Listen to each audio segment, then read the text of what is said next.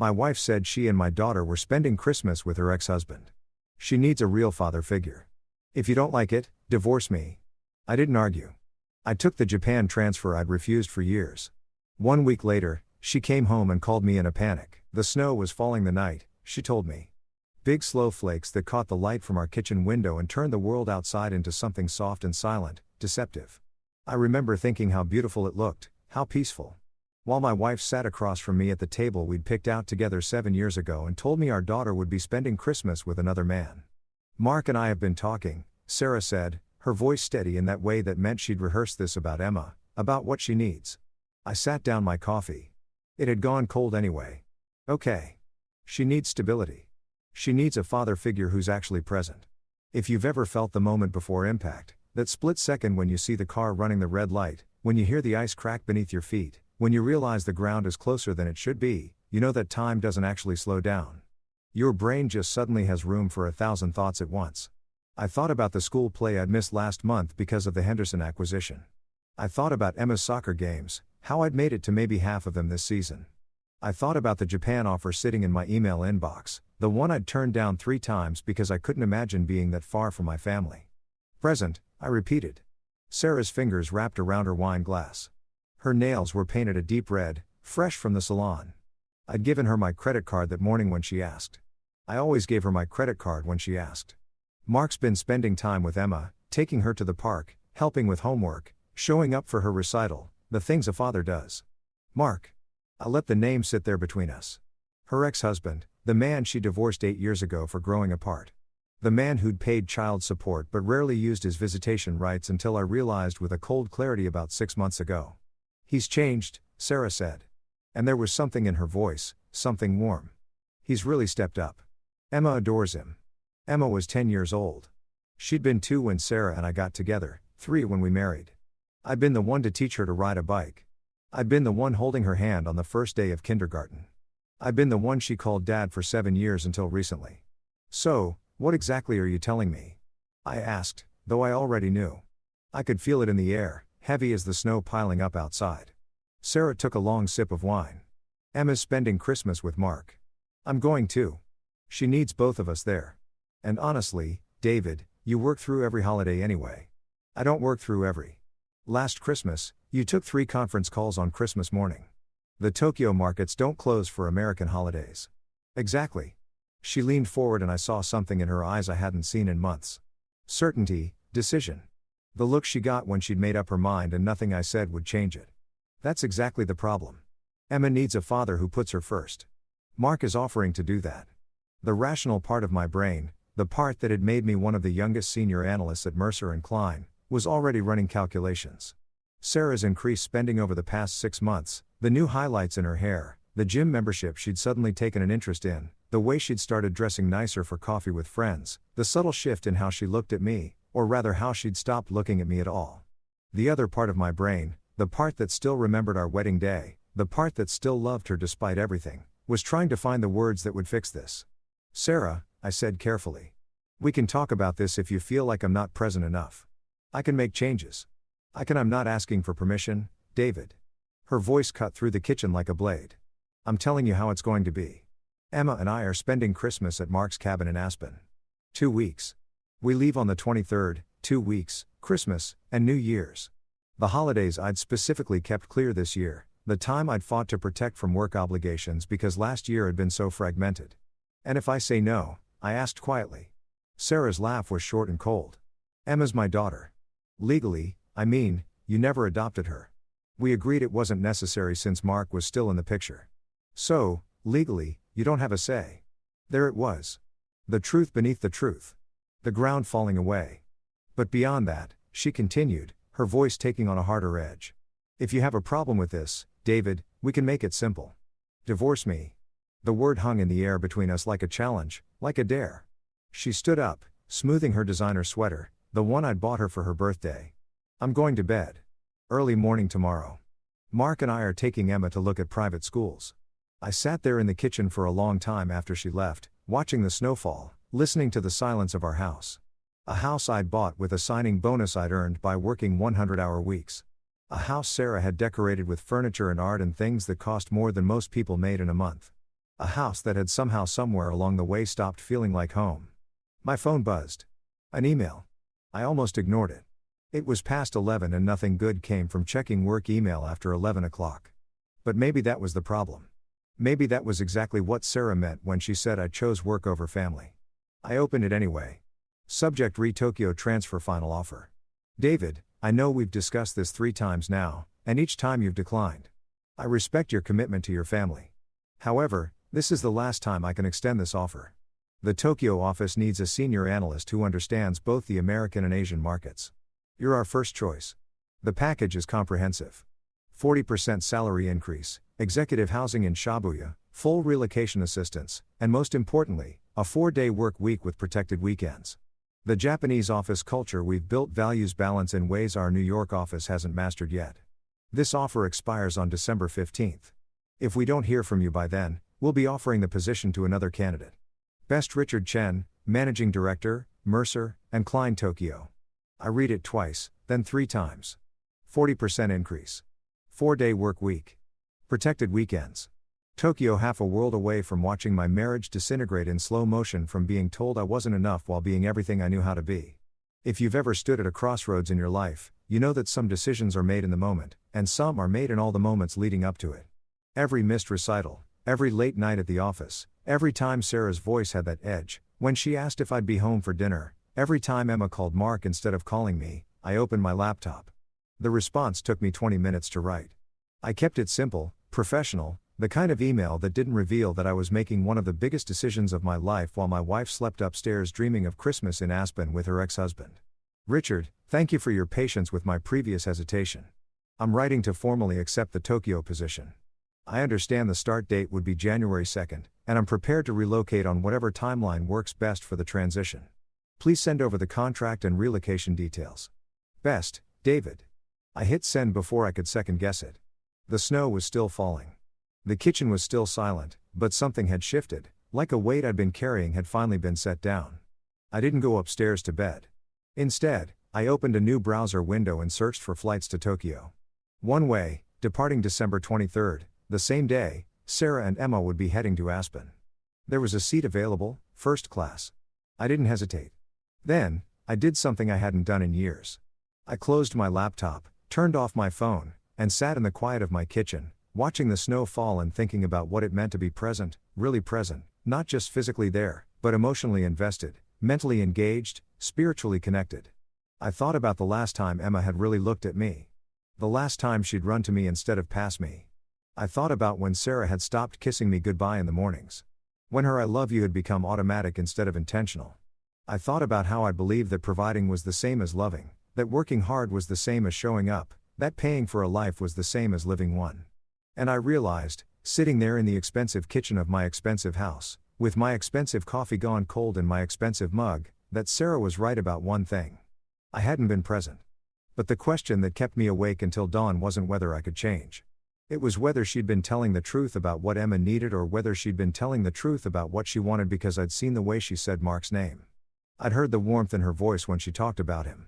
I'd noticed the things a husband notices when he's losing his wife, even if he's been too busy to admit it. The snow stopped falling just before sunrise. The world outside was pristine, untouched, white, and clean and new. I made fresh coffee and watched the sun come up over our neighborhood, over the houses full of families who maybe had their own secrets, their own silences, their own versions of coming apart. My phone buzzed at 6:30. An email from Richard. Contract attached. Welcome to Tokyo, David. You're making the right choice. I wondered if that was true. I wondered if there was a right choice in any of this or just different kinds of endings. Upstairs, I heard Sarah's alarm go off. Heard her moving around, getting ready for her day, getting ready to take our daughter or my daughter, even if not legally, to look at private schools with her ex-husband. I saved the Tokyo contract to my desktop without opening it. There would be time for that later.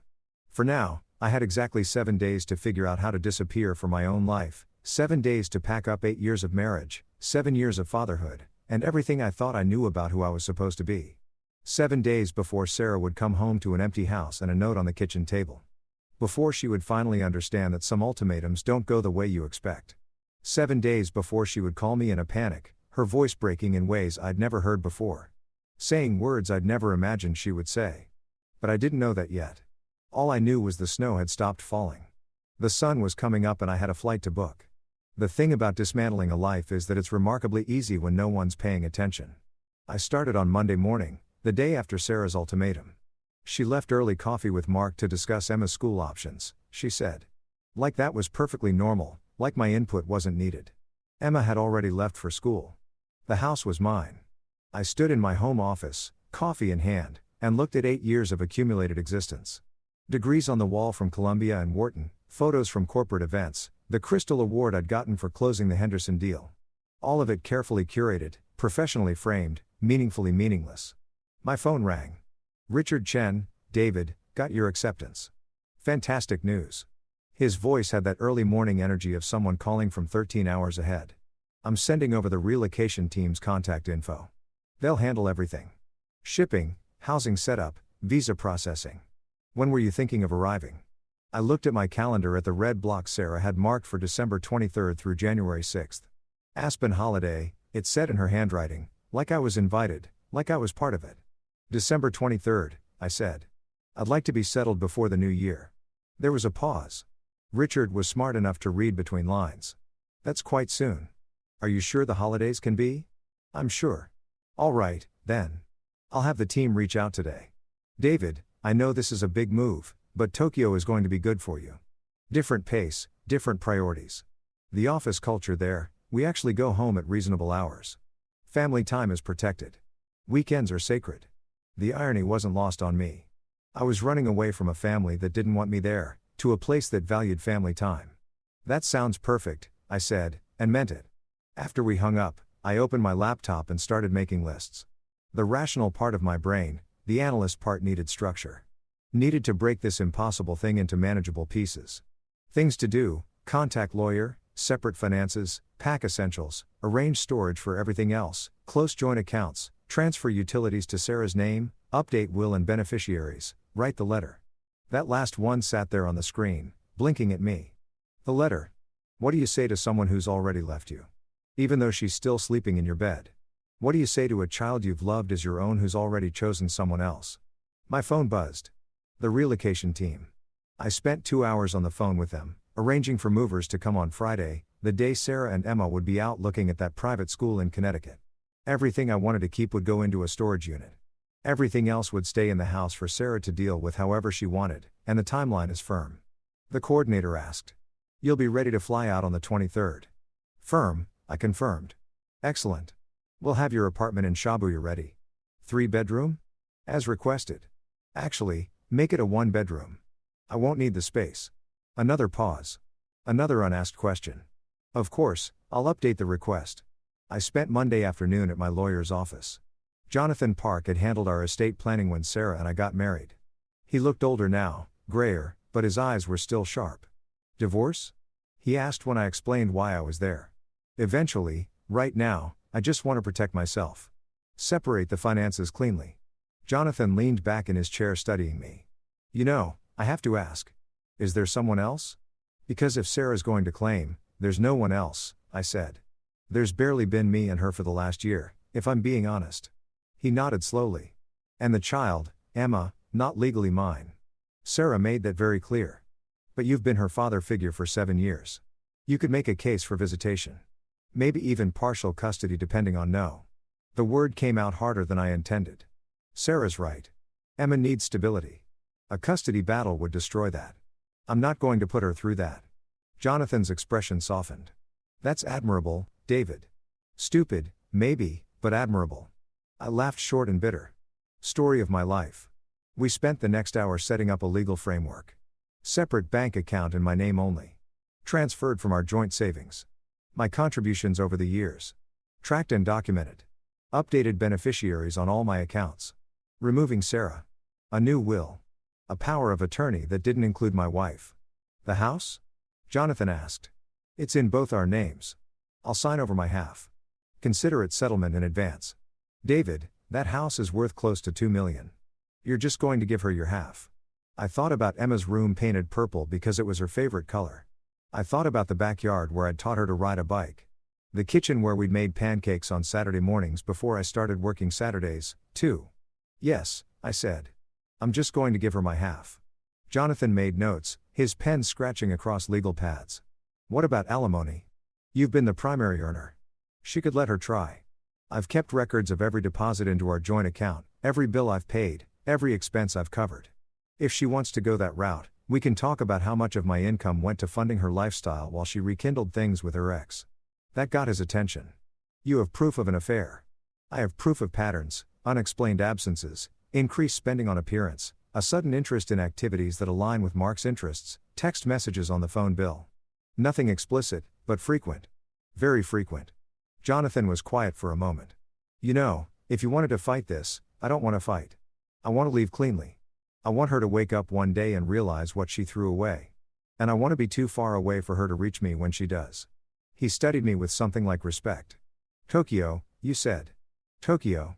Well then. He gathered his papers. Let's make sure you leave with everything you're entitled to. I left his office with a folder full of documents and a strange sense of clarity. The kind of clarity that comes from accepting the inevitable. From stop fighting against the current and just letting it carry you wherever it's going to go. Tuesday, I worked from home. Sarah barely noticed. She was busy with her own preparations, packing for Aspen, texting constantly with someone who made her smile in ways I couldn't remember her smiling at me. Emma came home from school and found me in my office.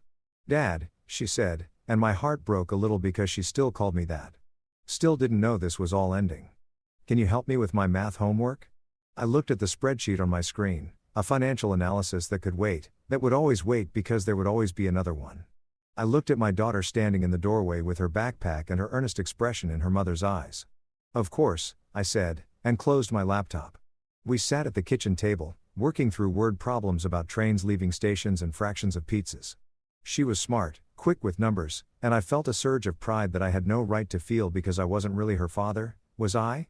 I was just the man who'd been there, the man who'd been convenient, the man who was about to disappear. Emma, I said carefully when we finished the last problem. You know I love you, right? She looked up at me with those serious 10-year-old eyes. I know, and you know that sometimes adults have to make difficult choices, but that doesn't mean the love goes away. Something flickered across her face.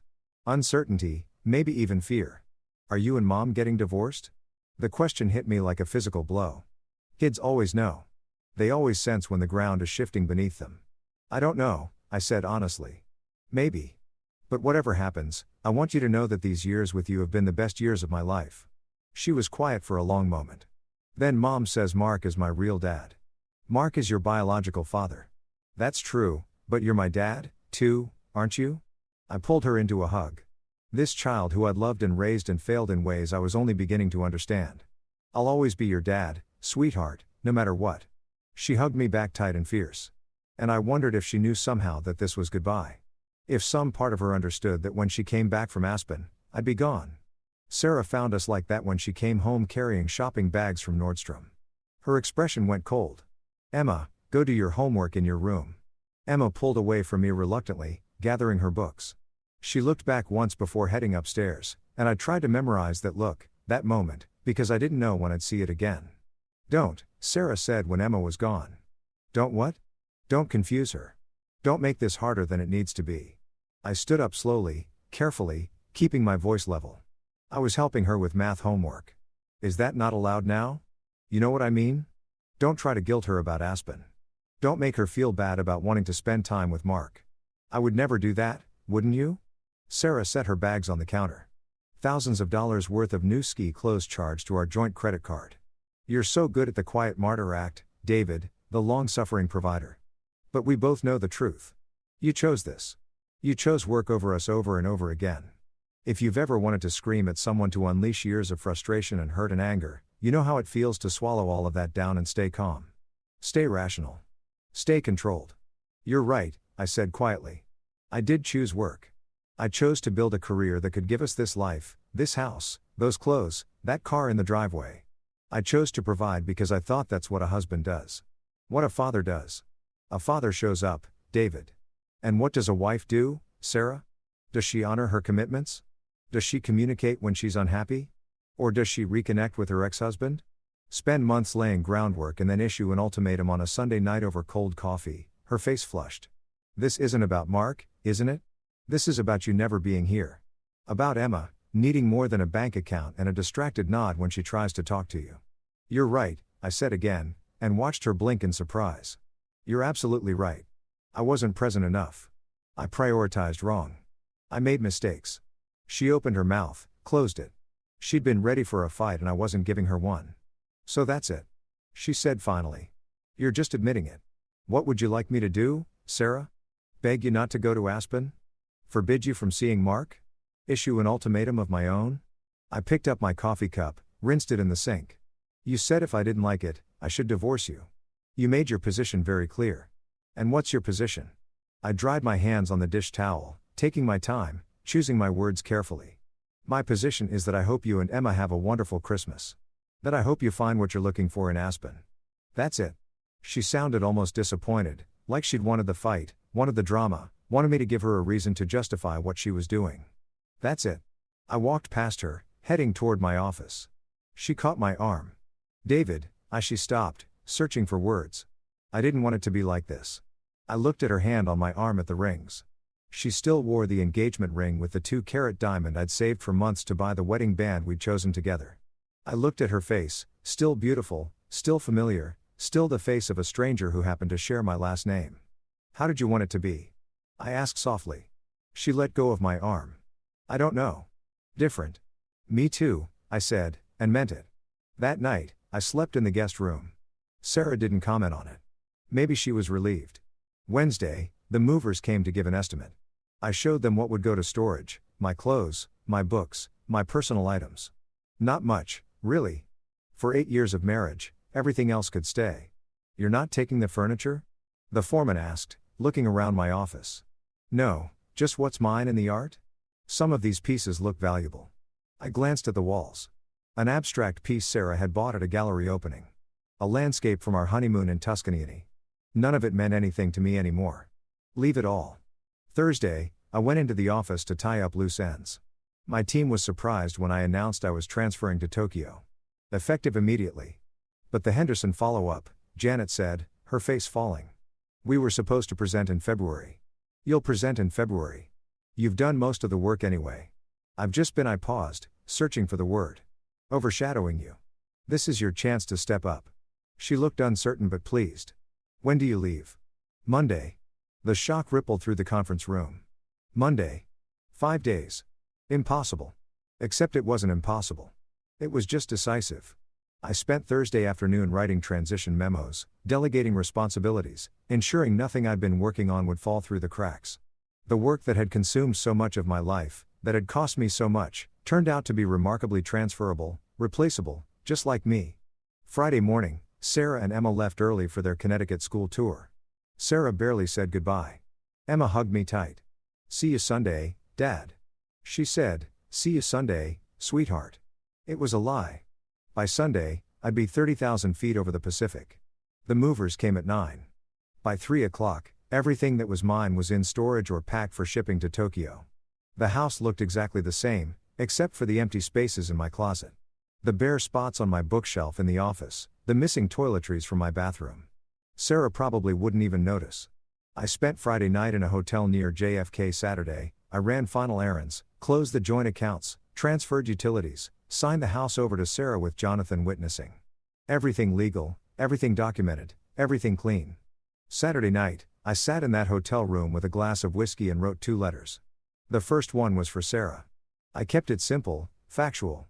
No accusations, no bitterness, just information.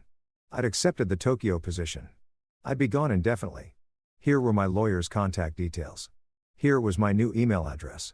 The house was hers. I wished her well. I didn't mention Mark. I didn't mention the affair that wasn't quite an affair, but was close enough to count. I didn't mention the months of distance. The careful way she'd engineered this whole situation. I just gave her what she'd asked for. An exit. The second letter was for Emma. That one was harder. That one took 3 drafts and a second glass of whiskey. Dear Emma, I want you to know that leaving has nothing to do with you. You are smart and kind and funny, and being your dad has been the greatest honor of my life. Sometimes adults make choices that are hard to understand. Sometimes we have to go far away to figure out how to be better. That's what I'm doing. I love you. I will always love you. No matter how far away I am, no matter how much time passes, that will never change. Be good for your mom. Work hard in school. Keep being exactly who you are. Love always, Dad. I sealed both letters in separate envelopes. Left them on the hotel desk where I'd find them in the morning where I wouldn't lose my nerve. Sunday morning, I woke up to my phone ringing. Sarah. I almost didn't answer. Then I thought maybe something had happened to Emma. Hello, David. Hi. Her voice was strange, tight. I just wanted to check you're still okay with us leaving Monday morning for Aspen, because if you've changed your mind about the divorce thing, we could haven't changed my mind. Have a wonderful trip. Oh, okay. She sounded almost disappointed. You'll be here when we get back. January 6th. I looked at my plane ticket on the desk. Japan Airlines Flight 006 departing Monday at 6 p.m. Sure, I lied. Okay. Well, I guess we'll see you then. Have a good flight, I said and hung up. I sat there for a long time, looking at those 2 letters, thinking about the family I'd built and lost and failed, thinking about the man I'd been and the man I was about to become. Then, I ordered room service breakfast and started preparing for the last day of my old life. Tomorrow, I would drive to my house at noon while Sarah and Emma were still packing for Aspen. I would leave the letters on the kitchen table. I would take one last look at the home I'd bought and the life I'd built. And then I would drive to JFK, board a plane, and disappear into the sky. But I didn't know yet what would happen after that. I didn't know about the phone call that would come a week later, about Sarah's voice breaking in ways I'd never heard before. All I knew was that I'd made my choice, and there was no going back. Monday morning arrived cold and crystalline, the kind of December day that looks beautiful in photos but cuts right through you when you step outside. I checked out of the hotel at 10 o'clock. The clerk asked if I'd enjoyed my stay and I said yes, because that's what you say even when you've spent the weekend dismantling your entire existence in a corporate hotel room that smelled like generic air freshener and other people's disappointments. The drive to my house to Sarah's house now really took 40 minutes. I kept the radio off. Silence felt appropriate. Final. If you've ever returned to a place that used to be home but isn't anymore. You know that feeling, that strange displacement, like you're a ghost haunting your own life. I pulled into the driveway at 11:30 and the house looked exactly the same. Same wreaths on the door that Sarah had hung the week before. Same icicle lights along the roof line. Same Mercedes SUV parked where it always was. Waiting to take my wife and daughter to the airport and then to Aspen and then to whatever came next. I used my keys, soon to be just a piece of metal with no purpose, and stepped inside. The house was chaos. Suitcases everywhere. Emma's ski gear piled by the door. Sarah's voice floating down from upstairs, sharp with stress. Emma, I said, pack warm pajamas. Not every stuffed animal you own, but Snowball needs to come. And Mr. for Whiskers. They'll be lonely, normal family sounds. The kind of sounds that happen in houses across America every day. The kind of sounds I would have found annoying 2 weeks ago when I still thought I was part of this. I stood in the foyer listening, memorizing. Then I walked to the kitchen. The kitchen where I'd received Sarah's ultimatum. The kitchen where I'd made my decision. The kitchen where I was about to end everything. Without a single raised voice. I set the 2 letters on the table, white envelopes, crisp and official, Sarah's name on one, Emma's on the other, my handwriting, careful and clear. For a moment, I considered adding more. A longer explanation, a defense of my choices, a list of all the things I'd sacrificed, all the hours I'd worked, all the ways I'd tried to build a life worth living. But what was the point? Sarah had made up her mind. Emma was 10 years old and caught in the middle of adult complications. She shouldn't have to navigate. More words wouldn't change anything. I heard footsteps on the stairs. Sarah's voice closer now. Emma, go make sure you have your charger and your headphones. You know how you get on long flights without. She stopped when she saw me. We looked at each other across the kitchen, across 8 years of marriage and months of unraveling in a gulf that had become too wide to bridge. She was dressed for travel. Designer jeans, cashmere sweater, her hair pulled back in that effortless way that actually took effort. She looked good, happy, even lighter than I'd seen her look in months. David, she said. You're home. Just came to get a few things I forgot. Her eyes went to the letters on the table. What's that? Just some paperwork. Nothing urgent. Emma bounded into the kitchen before Sarah could ask more questions, her backpack trailing behind her. Dad? She crashed into me with the full force of a 10-year-old who hadn't learned to be guarded yet. I didn't know you'd be here. Are you coming to the airport with us? I hugged her tight, breathing in her strawberry shampoo, the fabric softener smell of her favorite hoodie, trying to memorize the weight of her in my arms. Can't, sweetheart. Work call. But I wanted to say goodbye. It's just 2 weeks, she said, pulling back to look at me. We'll be back before you know it. 2 weeks? She didn't know that. 2 weeks from now, I'd be 10,000 miles away. That by the time she came back from Aspen, the only father she'd really known would be gone. You're going to have such an amazing time, I said, keeping my voice steady. Promise me you'll be careful on the slopes and listen to your mom. And Mark, Sarah interjected. Mark's an expert skier. He'll make sure she's safe. Of course he would. Mark, the expert skier. Mark, who had time for ski trips and school tours. Mark, who was everything I apparently wasn't. And Mark, I agreed. Emma studied my face with that uncanny perception kids have. Are you okay, Dad? You look sad. Just going to miss you, I said truthfully. But I'm happy you're going on this adventure. Sarah checked her watch. Emma, go do one final check of your room. Make sure you didn't forget anything. Emma hesitated, looking between us. That look again like she knew something was wrong, but couldn't quite name it. Go on, I said gently. I'll still be here when you come down. She hugged me once more, quick and fierce, then bounded back upstairs. Sarah and I stood in the kitchen, silent. The refrigerator hummed. The clock ticked. Outside, a neighbor's dog barked. You didn't have to come, Sarah said finally. We talked yesterday. You said you were fine with everything. I am fine with everything. Then why are you here? I looked at her. Really looked at her maybe for the last time. Tried to remember when I'd fallen in love with her. Tried to remember the woman who'd laughed at my jokes. Who'd said yes when I proposed on that beach in Maui. Who'd promised forever and meant it.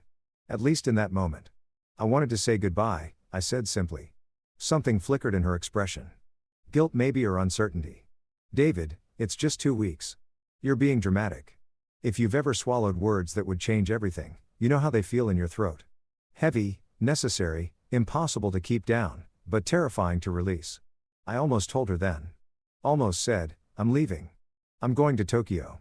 By the time you land in Aspen, I'll be gone. Those letters on the table will explain everything. But Emma was upstairs. Emma would hear. Emma would be heard in ways I couldn't predict or prevent. So instead, I said, you're right. Just 2 weeks. Sarah's phone buzzed. She glanced at it and her whole face changed, softened. That smile I used to inspire but hadn't seen in months. Mark's at the airport, she said. He wanted to make sure we had plenty of time for security. Of course, he did. Thoughtful Mark. Present Mark. Mark who showed up. You should get going then, I said. She looked at me and for a moment, just a moment, I thought I saw something like regret, like she was realizing this was a threshold. And once crossed, there would be no going back. David, she stopped. Started again. I know this year has been hard. I know we've grown apart, but maybe when we get back, we could try counseling. If you're willing to make some changes, if you can commit to being more present, Sarah, I interrupted gently. Go to Aspen, spend Christmas with Mark, figure out what you want, really want, and then we'll talk when you get back. It wasn't a lie. We would talk. It just wouldn't be the conversation she was expecting. Emma came thundering back down the stairs, dragging her suitcase. Ready? Sarah looked at me for another long moment, then nodded. Okay, we'll talk when I get back. I helped them load the car, made small talk about flight times and weather in Aspen and whether Emma had her motion sickness medicine. Normal things, dad things, last things. When everything was packed, Emma hugged me one more time. Love you, Dad, she said into my chest. Love you too, sweetheart, so much. Sarah got in the driver's seat, started the engine. I stood in the driveway watching them back out, watching Emma wave from the window, her smile wide and excited and unknowing. I waved back until they turned the corner and disappeared. Then I stood there in the December cold in the driveway of a house that wasn't mine anymore and felt the finality of it settle over me like snow. I went back inside, walked through the rooms one last time, the living room where we'd hosted dinner parties, the office where I'd spent so many late nights working, the guest room where I'd been sleeping for the past week, Emma's room, purple walls and posters of pop stars, and a shelf full of books we'd read together. I didn't take anything. Everything I needed was already in storage or on its way to Tokyo. Everything else was just things expensive, meaningless things that had somehow become substitutes for actual connection. I locked the door behind me at 115, put my key in the mailbox, got in my car, not the Mercedes, just the practical Honda I'd bought years ago and kept because it was reliable, and drove away. I didn't look back. There was nothing to see. The drive to JFK took 90 minutes. I checked in at 3:30 for my 600 p.m. flight. The agent looked at my single carry-on bag with surprise. Just the one bag for Tokyo? She asked. I travel light, I said. She upgraded me to business class. Some algorithm had flagged me as a priority passenger, probably because of how much I'd flown over the years for work. The irony wasn't lost on me. I went through security, bought a coffee I didn't drink, and sat at the gate watching people, families heading to Christmas vacations, business travelers like me, or like I used to be. A young couple holding hands, excited about some adventure. My phone buzzed. A text from Sarah made it through security. Flight boards in 20. Thanks for understanding about Aspen. I think this will be good for all of us. I stared at that message for a long time. Good for all of us. Like my absence was a gift. Like removing me from the equation would solve everything. I typed back, safe travels. Give Emma a hug for me. Then I turned off my phone. Not just silenced. It actually powered it down. In 12 hours, I'd be in Tokyo in a different time zone, a different life, a different version of myself. They called my flight at 5:30. I was one of the first aboard. Settling into my business class seat while other passengers filed past. I accepted champagne from the flight attendant. Declined the warm nuts. Stared out the window at the darkening New York sky. The flight attendant came by with a warm towel. First time to Tokyo? She asked in accented English. Yes, I said. Then, no, I don't know. She smiled kindly like she'd heard stranger answers. Well, welcome aboard. The plane pushed back from the gate at 6:05. We taxied to the runway while the safety video played on screens, showing us how to brace for impact, where the exits were, how to survive a crash into the ocean. Survival instructions. How appropriate. If you've ever left everything behind, not just a place, but a whole identity, a whole understanding of who you were supposed to be, you know that moment when the wheels leave the ground. That moment when it becomes real, irreversible, done. We lifted off at 623. New York fell away beneath us. Lights spreading out in every direction. Millions of people living their lives, having their own quiet dramas and loud disasters and everything in between. Sarah and Emma would be in the air too by now, flying west to Aspen while I flew east to Tokyo. Both of us leaving, neither of us knowing we were moving in opposite directions in more ways than one. I pulled out my laptop once we reached cruising altitude, opened the folder with the Tokyo contract, read through it properly for the first time, seeing the details I'd been too numb to process before. The salary was absurd. The benefits were generous. The apartment in Shibuya was fully furnished.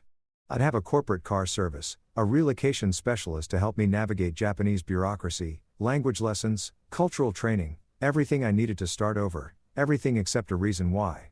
A message popped up in my inbox. Richard Chen, even though it was morning in Tokyo and he should have been in the office, David saw you're en route. Welcome. Kenji from our team will meet you at Haneda. He'll get you settled. Take a few days to adjust to the time difference before coming in. Looking forward to working with you, I typed back. Thank you. See you soon. The flight attendant brought dinner. Some gourmet thing with too many components. I pushed it around my plate, ate a few bites, gave up, accepted more champagne, even though I shouldn't. The bubbles felt appropriate, celebratory, even though there was nothing to celebrate. Or maybe there was. Maybe freedom was worth celebrating even when it felt like failure. Around hour 3 of the flight, somewhere over Alaska, I pulled out the leather notebook I'd bought at the airport, opened to a blank page, stared at it. What do you write when your whole life has just ended? What wisdom do you record? What lessons have you learned? I wrote day 1. Then I stopped because what did that even mean? Day 1 of what? Day 1 of running away? Day 1 of Tokyo? Day 1 of figuring out who David Chen was when he wasn't someone's husband or someone's father or someone's employee. I closed the notebook, looked out the window at the darkness, at the wing, cutting through the night at the tiny lights below that might have been cities or stars or just reflections in the glass. My seatmate, a Japanese businessman who'd been working on his laptop, glanced over. First trip to Japan? He asked in perfect English. Yes, I said. Business or pleasure? I considered the question. Escape, I said finally. He laughed, thinking I was joking. Ah, yes. Tokyo is good for that. Very easy to disappear there. 13 million people. You can be anyone. Anyone. The word hung in the air between us. That's exactly what I'm hoping for, I said.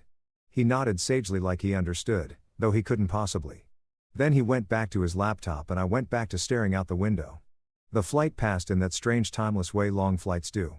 I slept in fits and starts, waking to see other passengers sleeping or watching movies or reading.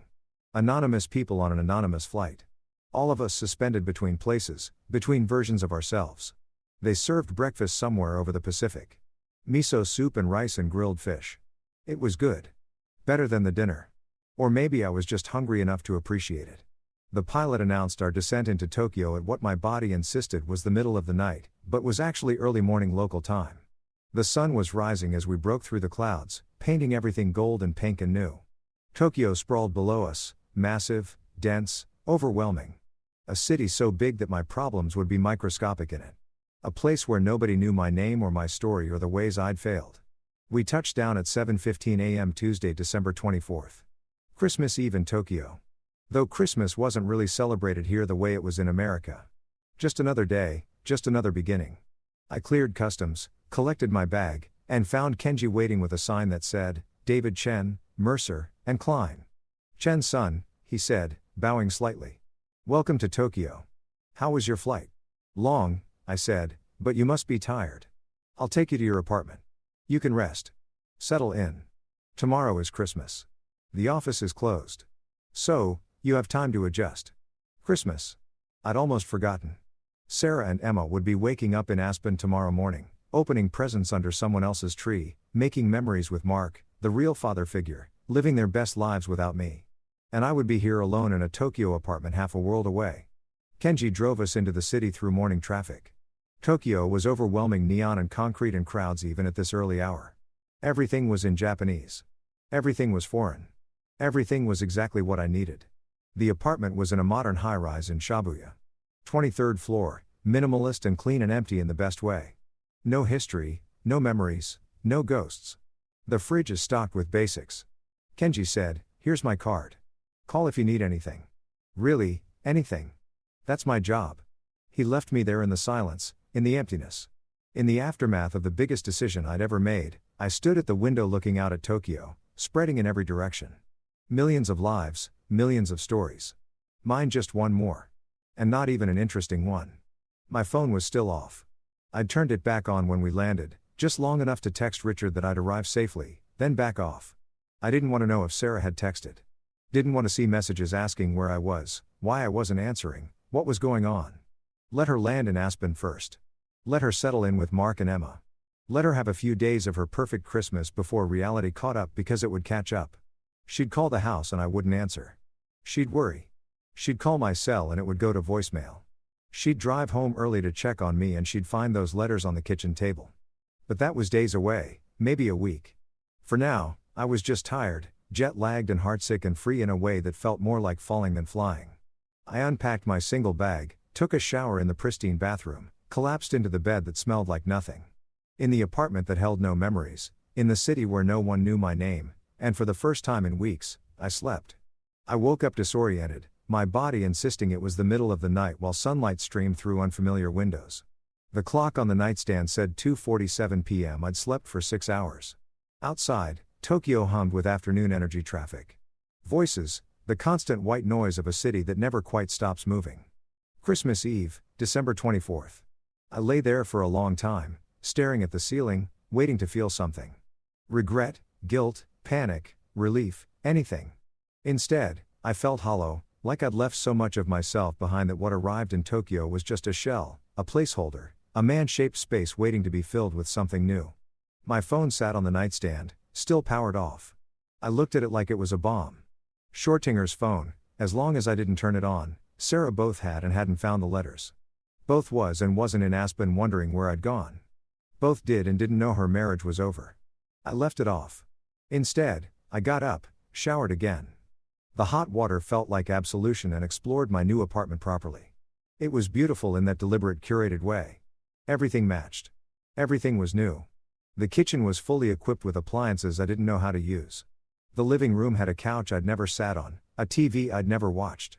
The second bedroom was set up as an office with a desk and ergonomic chair and a view of the Shibuya crossing. I stood at that window for a while watching the famous intersection. Hundreds of people crossing every time the light changed. Moving in organized chaos. Everyone knowing where they were going. Everyone except me. The fridge, as Kenji had promised, was stocked. Japanese staples I didn't recognize.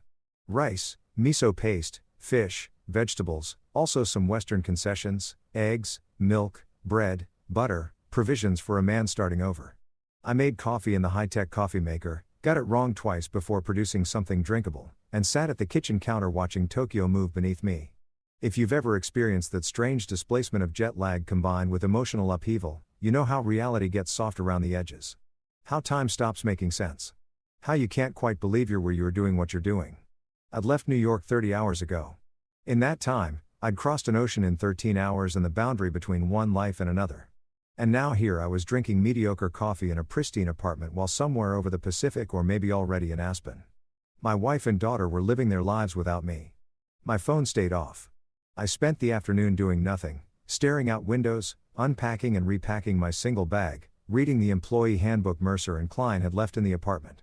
Learning that Tokyo office hours were 9 to 5, that overtime was discouraged, that there was a company gym and subsidized lunch and mandatory vacation days, a different world, a different culture, a different understanding of what it meant to work, to live, to balance everything I'd thought I wanted while destroying my marriage by not having it.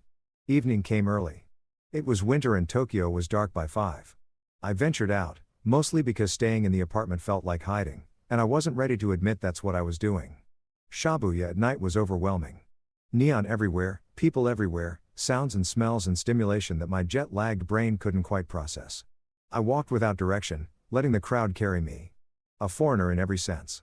Alone in a sea of people, I found a small restaurant down a side street, the kind with a curtain over the door and no English on the menu.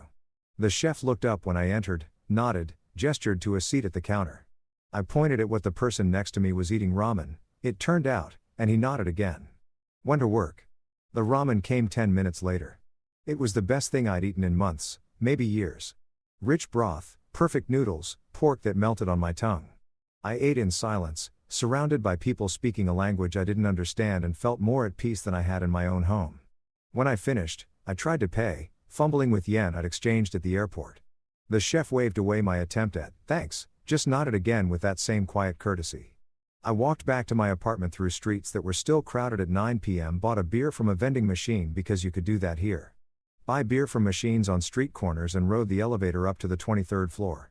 The apartment was exactly as I'd left it, silent, clean, empty. I drank the beer, standing at the window, watching Tokyo live its life below me. Somewhere in that sprawl of lights were 13 million stories. Marriages and divorces and births and deaths and everything in between. My story wasn't special. It was barely worth noting. That thought was somehow comforting. I turned on my laptop, not my phone. Not yet, and checked my email. Work stuff mostly. Richard welcoming me again. The relocation team confirming everything was satisfactory. HR sending onboarding documents and one from Jonathan, my lawyer, with a subject line that said simply, "Ready when you are." I opened it. "David, all documents are prepared and filed. When you're ready to proceed with the divorce paperwork, just give me the word. Everything is in order. The house transfer is recorded. Your accounts are separate and secure. You're protected.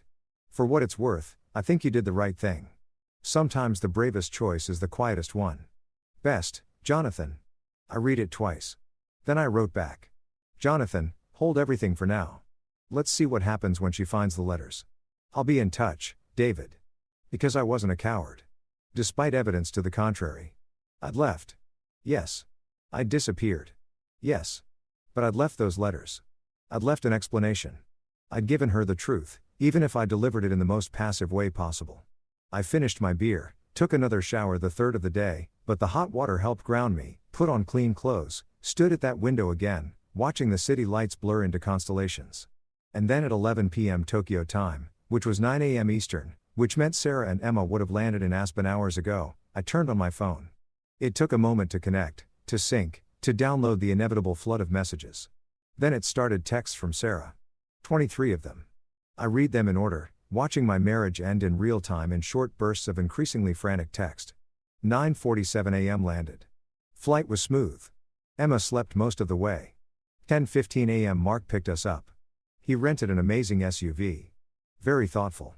11:23 a.m. just got to the cabin. "David, it's gorgeous. You would love it. Well, if you ever took time to actually vacation." That last parenthetical hit different when you knew what was coming. 2:34 p.m. settled in. Going to hit the slopes for a few hours. Emma is so excited. 6:47 p.m. Great first day. Emma did amazing. Mark is such a good teacher. 7:15 p.m. Making dinner. Tried calling you. Go straight to voicemail. Everything okay? 9:30 p.m. David, seriously, why isn't your phone on? I'm starting to worry. 10:45 p.m. Called the house. No answer. Are you working late on Christmas Eve? Really? Then nothing for a few hours. I imagined her going to bed annoyed, but not truly worried. Irritated at my typical behavior. My typical absence. Then this morning, Christmas Day in Aspen. 7:12 a.m. Merry Christmas. Still can't reach you. This isn't funny. 8:33 a.m. David, I'm actually getting worried now. Can you please just text me back? 9:15 a.m. Called your office. They said you took leave. Leave? Since when? 102 a.m. I called Janet. She said, you transferred to Tokyo. Tokyo? What the hell is going on? 10:47 a.m. I'm coming home. Something is wrong. This isn't like you. 11:15 a.m. Mark thinks I'm overreacting, but I know you. You wouldn't just leave without telling me. Did something happen? Are you in the hospital? 12:23 p.m. On my way to the airport. Emma is staying with Mark. I'm coming home to check on you. 1:45 p.m. Flight leaves at 3. I'll be home by midnight. David, please, if you get this, just let me know you're alive. I looked at the timestamp on that last message. She'd sent it 4 hours ago. She was probably boarding now. Would be in the air soon. Would land at JFK around midnight Eastern, which was tomorrow afternoon, Tokyo time. She'd go to the house. She'd find the letters and then she'd know. My hands were shaking. I set the phone down, picked it up again, set it down. I should call her. I should text her back. I should tell her I was fine. That she didn't need to fly home on Christmas. That everything would be explained when she got there. But I couldn't. The words wouldn't come. The courage wouldn't materialize. Instead, I did what cowards do. I waited. I opened a browser and searched for flights from Aspen to New York. Found the one she must be on. United 1847. Scheduled to land at 11:47 p.m. Eastern. I did the math. That was 1:47 p.m. tomorrow, Tokyo time. In about 14 hours, she'd land. In 15 hours, she'd be home. In 16 hours, she'd read my letter, and then my phone would explode. I poured myself a whiskey from the bottle I'd bought at duty free. Sat at that window again with my phone in one hand and my drink in the other, watching Tokyo celebrate Christmas in its understated way. The phone buzzed. A voicemail notification from an hour ago when I'd had it off. I played it. Sarah's voice tight with worry. David, I don't know what's going on, but I'm scared. This isn't like you. Please, please, just call me. I don't care if you're angry about Aspen. I don't care about any of it. I just need to know you're okay. I'm coming home. I'll be there tonight. Just please be there. The message ended. I played it again. Heard the fear in her voice, the genuine concern. If you've ever wanted to take something back, to undo a decision, to rewind time and choose differently. You know how it feels. That desperate, impossible wish. But time only moves forward. Planes only fly one way. Letters once left can't be unwritten. I thought about Emma spending Christmas with Mark while her mother flew home in a panic. I thought about Sarah on that plane, imagining worst-case scenarios. I thought about the letter waiting on our kitchen table. The words I'd written in a hotel room that felt like years ago now. Sarah, by the time you read this, I'll be in Tokyo. I've accepted a transfer that I should have accepted years ago. Except I thought I had something here worth staying for. I was wrong. Not about Emma. She's the best thing that ever happened to me, even if she was never legally mine.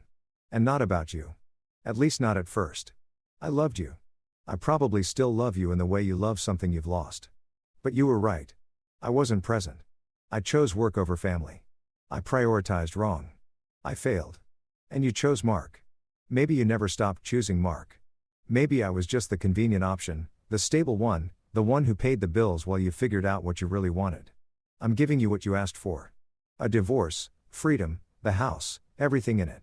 I've already signed over my half. My lawyer will be in touch with the paperwork. Tell Emma I love her. Tell her this wasn't her fault.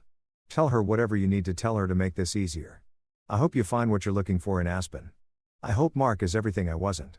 David, reading it now from half a world away, it seemed harsh, cold, not at all what I'd meant to convey. But it was too late. The letter was there. Sarah was in the air.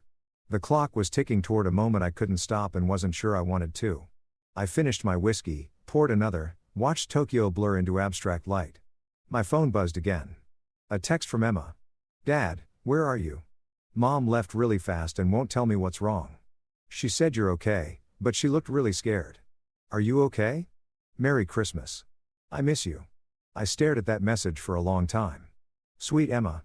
Confused Emma. Emma, who'd been looking forward to Christmas in Aspen and now had her mother flying home in a panic and her father, her not legally father, gone silent. I wrote back, I'm okay, sweetheart. I'm sorry your Christmas got complicated. This is between your mom and me. You didn't do anything wrong. I love you. Have fun with Mark. I sent it before I could reconsider. Before I could add more, explain more, make promises I didn't know if I could keep. The message showed as delivered, then read. Then 3 dots appeared as she typed. Are you and mom getting divorced? Kids always know.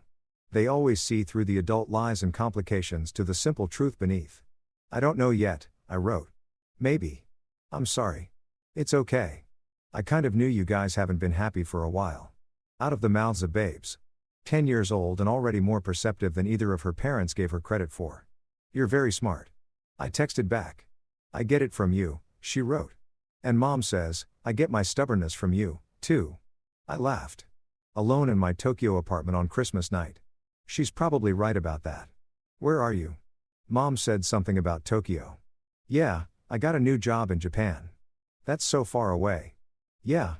Will I ever see you again? The question broke something in me. Something I'd been holding together through sheer willpower and geographical distance. Of course you will. I promise. When things settle down, we'll figure it out. Another promise I didn't know if I could keep. Another assurance built on hope and uncertainty. Okay, I should go.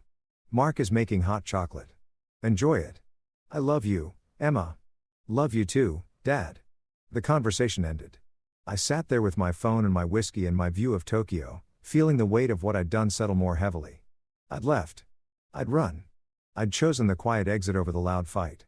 And now a 10-year-old girl was spending Christmas making hot chocolate with her biological father while her mother flew home in a panic.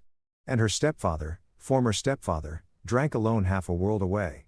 If you've ever questioned every choice that led you to a moment, you know how it compounds. Every decision, every priority, every time you chose wrong, stacking up like evidence against you. I should have fought for my marriage. Should have recognized the signs earlier. Should have made different choices about work-life balance. Should have been present. Really present. Not just physically there, but emotionally available. Should have. But I hadn't. And now here I was. I set an alarm for 3:00 p.m. the next day, midnight Eastern, when Sarah would be landing at JFK. I wanted to be awake for that. Wanted to be ready for whatever came next. Then I went to bed in my new Tokyo apartment on Christmas night, alone and free and terrified and relieved all at once. I didn't sleep well. Jet lag, yes, but also anticipation. Dread. The knowledge that in less than 12 hours, Sarah would know everything. Would read that letter, would understand that I hadn't just gone quiet, I'd gone completely. When I did sleep, I dreamed of Emma, of teaching her to ride a bike in our backyard, of her first day of school, of all the moments I'd been there for and all the ones I'd missed. I woke up at 2:47 p.m. to my alarm, groggy and disoriented. Made coffee, stood at my window, watching Tokyo move through its afternoon while half a world away. Sarah's plane descended toward JFK. My phone was silent. No new messages. She was in the air, unreachable, probably going crazy with worry and anger and confusion. At 3:15 p.m. Tokyo time, I checked the flight status. Landed early. She'd be in a cab soon. Would be home by 1:30 a.m. her time. Would walk into our dark house and find those letters on the kitchen table. I poured another coffee I didn't need. Paced my apartment. Checked my phone every 30 seconds, even though it hadn't made a sound. At 4:00 p.m. Tokyo time, 2 a.m. Eastern, I imagined her walking through the front door, seeing the letters, picking up hers with shaking hands. At 4:15, I imagined her reading it once, twice, 3 times, trying to make the words say something different than what they said. At 4:20, I waited for my phone to explode, but it stayed silent. 5 minutes passed. 10:15 nothing. And then at exactly 4:37 p.m. Tokyo time, my phone rang. Sarah. I stared at it, my heart pounding, my mouth dry. Let it ring once, twice, 3 times. Then I answered, hello. And what I heard on the other end changed everything. David, her voice wasn't what I expected. No anger, no accusation, just my name, said like a prayer, like a plea, like the last word before drowning. Sarah, I said carefully. Silence. Not the angry kind, the breathing kind. The kind where someone is trying to hold themselves together and failing. I found your letter, she said finally. I know you're in Tokyo. Yes, you left.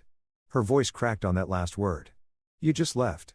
If you've ever had to defend the indefensible, you know how words fail, how explanations sound like excuses, how truth sounds like cruelty. You told me to, I said quietly. You said if I didn't like your arrangement with Mark, I should divorce you. So, I'm divorcing you. I heard her breath catch. Heard something that might have been a sob. Quickly stifled. I didn't mean it like that, she whispered. I didn't mean for you to actually. She stopped. Started again.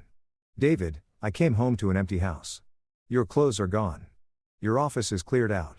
It's like you were never here. I was there for 8 years. Don't. Her voice hardened slightly. Don't do that. Don't make this about another pause. Why didn't you tell me? Why didn't you talk to me? When would you have liked me to talk to you, Sarah? Before or after you told me you and Emma were spending Christmas with your ex-husband? Before or after you said Emma needed a real father figure? Before or after you said if I didn't like it, I should divorce you? Silence again. Longer this time. I was angry. She said finally. I was frustrated. I didn't mean yes you did. I kept my voice even calm. The analyst voice, the voice that dealt in facts. You meant every word. You've been planning this for months. The increased time with Mark, the private school tours, the coffee dates that became ski lessons that became family dinners. You were building a new life, Sarah. You just wanted to keep the old one running in the background until the new one was ready. That's not fair, isn't it? I walked to the window, looked out at Tokyo. Distance made this easier somehow. Tell me I'm wrong. Tell me you weren't seeing Mark behind my back. Tell me those coffee dates were really just coffee. The silence that followed was answer enough. Nothing happened, she said finally. Not physically. I didn't cheat on you. Technically, I said, you didn't technically cheat on me, David. But you fell back in love with him, didn't you? Somewhere between the coffee dates and the ski lessons and the school tours. You remembered why you married him in the first place, and you realized you'd never really stopped loving him. I heard her crying now, no longer trying to hide it. Full broken sobs coming through the phone from half a world away. Part of me, the part that had loved her, that still loved her, wanted to comfort her, to tell her it was okay, to make this easier. But another part, the part that had spent the last week dismantling a life, packing up 8 years into a single suitcase, fleeing across an ocean, that part stayed silent. I'm sorry, she said when she could speak again. David, I'm so sorry. I didn't mean for this to happen. I didn't plan it. Mark and we started talking about Emma. And then we were talking about other things and it felt so easy, so natural, like coming home. And what did I feel like? I asked quietly. Like work, she whispered. Like something I had to maintain, like a job I was failing at. The honesty of it hit harder than any accusation could have. Because it was true. We'd become work to each other. Maintenance. Obligation. When did it stop being good? I asked. When did we stop being us? She was quiet for a long time. I don't know. Gradually. So gradually I didn't notice until it was already gone. You were working more. I was pulling away. Emma needed things we weren't giving her. And then Mark showed up at her soccer game one day. Just one game, he said. Just to see her. And suddenly there was this other option, this other version of how life could be. So you chose it. I didn't choose anything. I didn't stop it from happening. That's choosing, Sarah. Passive choosing, but still choosing. More crying. I listened to it echoing through the phone, imagining her in our kitchen. Her kitchen now surrounded by the life I'd paid for and couldn't save.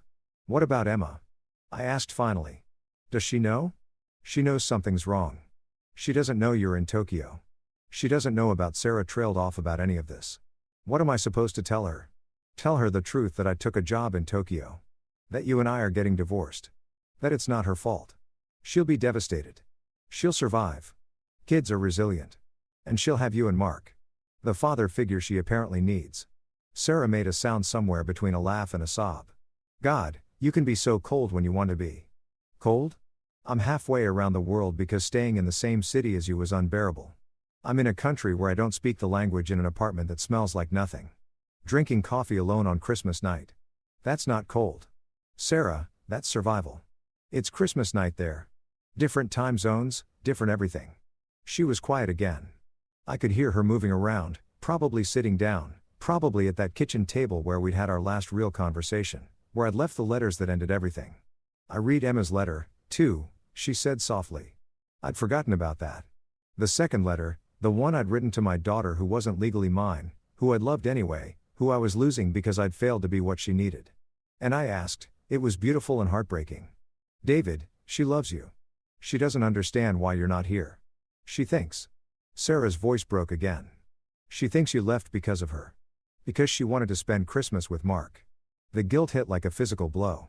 That's not I need to talk to her. Can I talk to her? She's in Aspen with Mark. I didn't tell her I was flying home. I just said it was an emergency and that I'd be back soon. So, you're going back? Of course, I'm going back. I can't leave her there alone on Christmas. She's not alone. She's with her father. The word hung between us. Father. Mark was her father. Biologically, legally, now practically. I was just the man who'd been there for 7 years. The consolation prize. The runner-up. You're her father, too, Sarah said quietly. You raised her. You were there for all the important things, except the ones that mattered. The recital I missed. The games I didn't make. The homework help she started asking Mark for instead of me. That's not fair. You tried. Trying isn't enough, Sarah. You taught me that. Results matter. Presence matters. And I failed on both counts. Silence settled between us like snow. Heavy, suffocating final. So what now? Sarah asked finally. You just stay in Tokyo? We never see you again. You become a ghost story, Emma tells her therapist.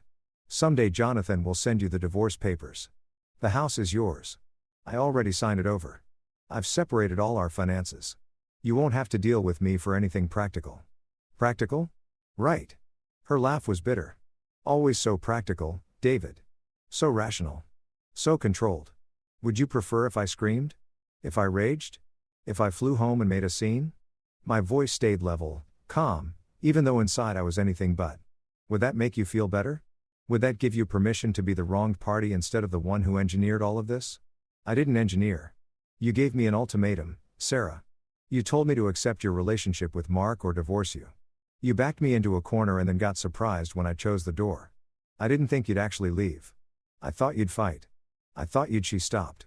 I thought you cared enough to fight. And there it was. The real accusation. The heart of it. I cared enough to leave, I said quietly. I cared enough to remove myself from a situation where I was clearly unwanted, where I was the obstacle to your happiness. I cared enough to let you go. That's not caring. That's running away, maybe. Or maybe it's the kindest thing I could do for both of us. I heard her moving again, a door closing, the sound of water running.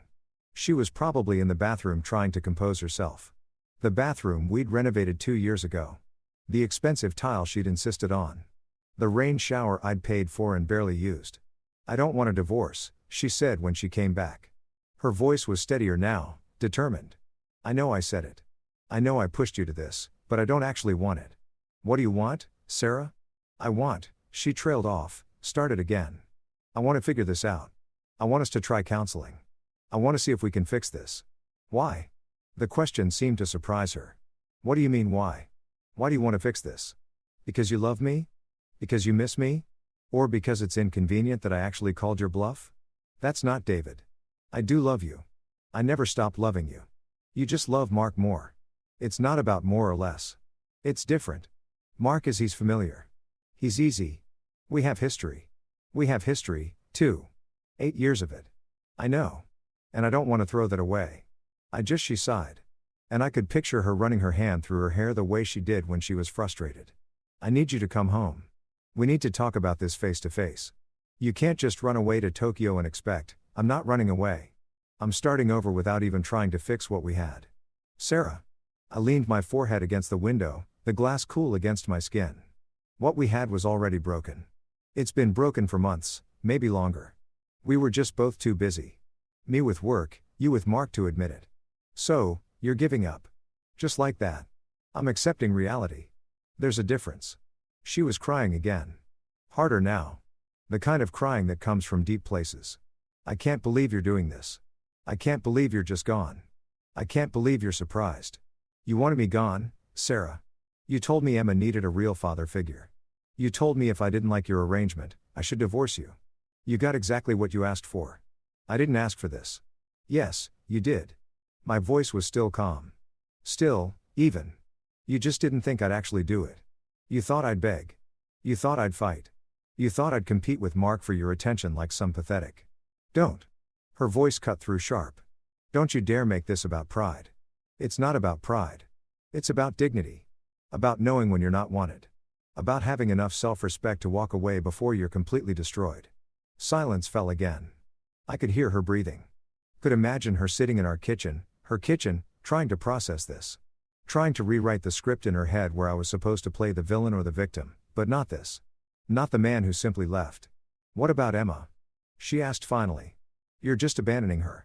The word hit like a slap. I'm not abandoning her. I'm removing myself from a situation where I'm not her legal parent, and you've made it clear I'm not her preferred parent either. She loves you. She loves Mark, too. And Mark is her actual father. Maybe it's better for her if I step aside and let them build that relationship without me complicating things. You really believe that? No, I didn't. But I said yes. More silence. Heavier this time. I need to go back to Aspen, Sarah said finally.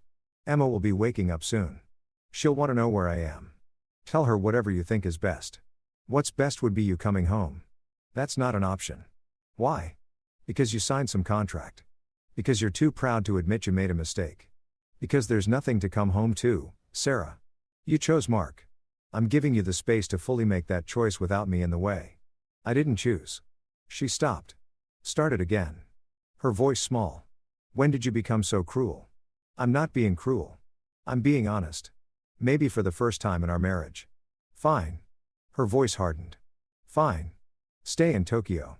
Start your new life. Abandon your family. But don't expect me to make this easy. If you want a divorce, you're going to have to fight for it. Why? So you can keep one foot in both relationships. So you can have Mark for the fun parts and me for the financial security. You, David.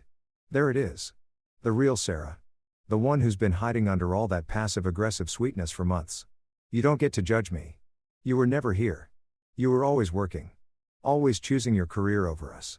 You're right. I was. And I'm sorry for that. But you don't get to rewrite history and pretend you were the perfect wife waiting patiently while I neglected you. You checked out, too. You just found someone else to check in with. Silence. I have to go, she said finally.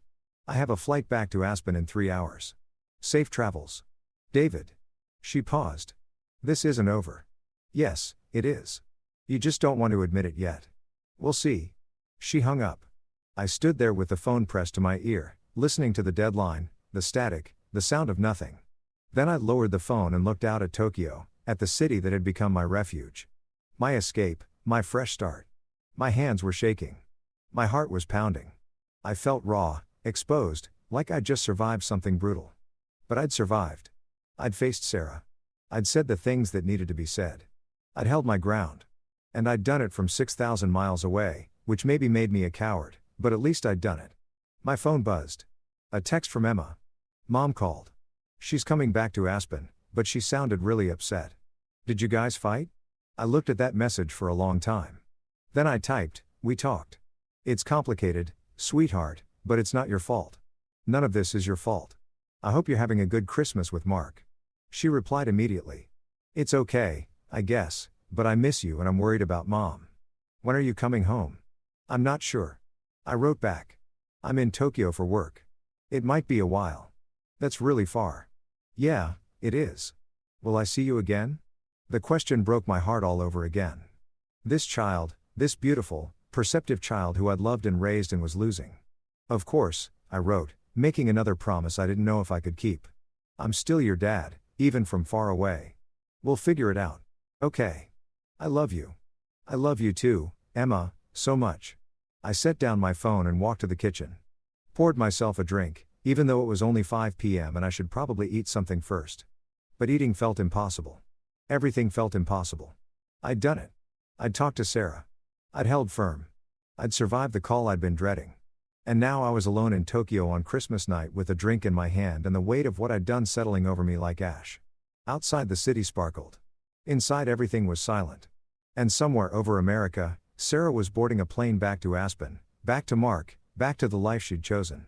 While I stood here in my new apartment, in my new city, in my new life, free, untethered, terrified, I raised my glass to the Tokyo skyline and whispered, "Merry Christmas, David. Welcome to the rest of your life." Then I drank and waited for whatever came next. The days after Christmas blurred together in a haze of jet lag and deliberate distraction. I threw myself into work with the same intensity that had destroyed my marriage, except this time there was no one waiting at home to resent me for it. The Tokyo office was everything Richard had promised: efficient, balanced, respectful of boundaries. People arrived at 9 and left at 5. Weekends were sacred. Overtime was discouraged. And yet, I stayed late anyway because going back to my empty apartment felt like admitting something I wasn't ready to admit. Richard noticed. "On my third day, David," he said, appearing at my desk at 6:15. "It's Wednesday." I looked up from the financial models I'd been building. "I'm aware. Everyone else went home an hour ago. I'm just finishing." "No." He pulled up a chair, sat down with the casual authority of someone who'd been managing people for decades. "You're hiding, and I get it. New city, fresh start, big life changes. But this isn't New York. We don't do the martyr thing here. If you've ever been called out for behavior you thought you were hiding, you know that moment of exposure, that flash of defensiveness. I'm not. You've been here since 7 a.m., it's now past 6 p.m., you've eaten lunch at your desk every day. You haven't spoken to anyone except when absolutely necessary for work." Richard leaned back, studying me. "Want to tell me what you're running from?" I almost lied. Almost gave him some professional answer about dedication and transition periods and wanting to make a good impression. But something about Richard's directness, about being 6,000 miles from everything I'd known, made me tell the truth. "My wife," I said quietly. "Or ex-wife. Soon to be ex-wife. I left her on Christmas Eve.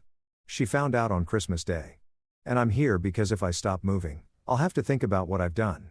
Richard nodded slowly like this made perfect sense. "Kids. Stepdaughter, 10 years old. Not legally mine, but I trailed off. But yours anyway." "Yeah." He was quiet for a moment, then stood up. "Come on. You're buying dinner, Richard. I appreciate it, but that wasn't a suggestion. You need to eat something that isn't convenience store rice balls, and you need to talk to someone who isn't a spreadsheet."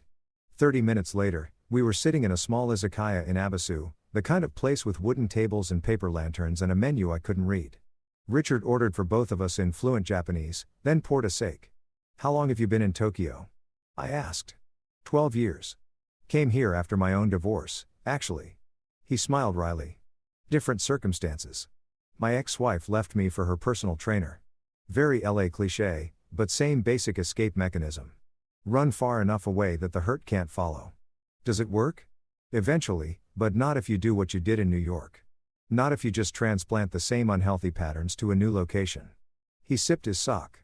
"Tokyo can heal you, David. But only if you let it. Only if you actually engage with the life you're building here instead of using work as anesthesia." The food arrived. Skewers of grilled chicken, pickled vegetables, miso soup. I realized I was starving. "How long before it stopped hurting?" I asked. Richard considered this. "The acute pain maybe 6 months. The dull ache a year. The acceptance 2 years. The actual moving on." He smiled. "I'll let you know when I get there. 12 years and you're not." I'm joking. Mostly I dated. I had relationships. But I'm 53 years old and I work in finance. The pool of available women willing to date a divorced American workaholic in Tokyo is limited. Despite everything, I laughed. "But here's the thing," Richard continued, his expression turning serious. "I built a good life here anyway. I have friends. I have hobbies. I travel. I learned Japanese. I discovered I like pottery. Can you imagine me doing pottery? But there's this class in Shibuya. And every Saturday morning, I sit at a wheel and make ugly bowls, and it's the most peaceful I feel all week." "Pottery," I repeated. "Don't knock it. The point is, you have a chance to become someone different here, someone better. But you have to actually try. You have to do more than just work and sleep and wait for the pain to fade." I thought about my apartment, about the nights I'd spent staring out the window at Tokyo, watching other people live their lives, about the isolation I'd wrapped around myself like armor. "I don't know how," I admitted, "to be someone different. Start small. Join a gym. Take a language class. Talk to your neighbors. Tokyo is full of expats and English speakers. You're not as alone as you think." He refilled our sake cups. "And for God's sake, turn your phone off when you're not working.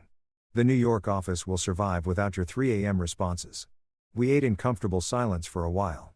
The izakaya filled up with after-work crowds, salarymen in suits, young couples, Groups of friends, life happening all around us.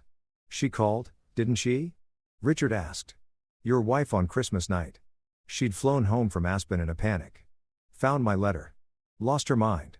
And I told her it was over. That she'd made her choice and I was giving her the freedom to live with it. How'd that go? She said she didn't want a divorce. That I was giving up without trying.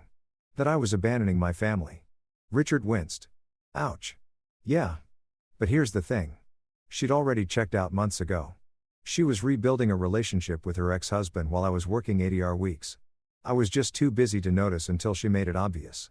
And the kid, Emma, saying her name hurt. She thinks it's her fault.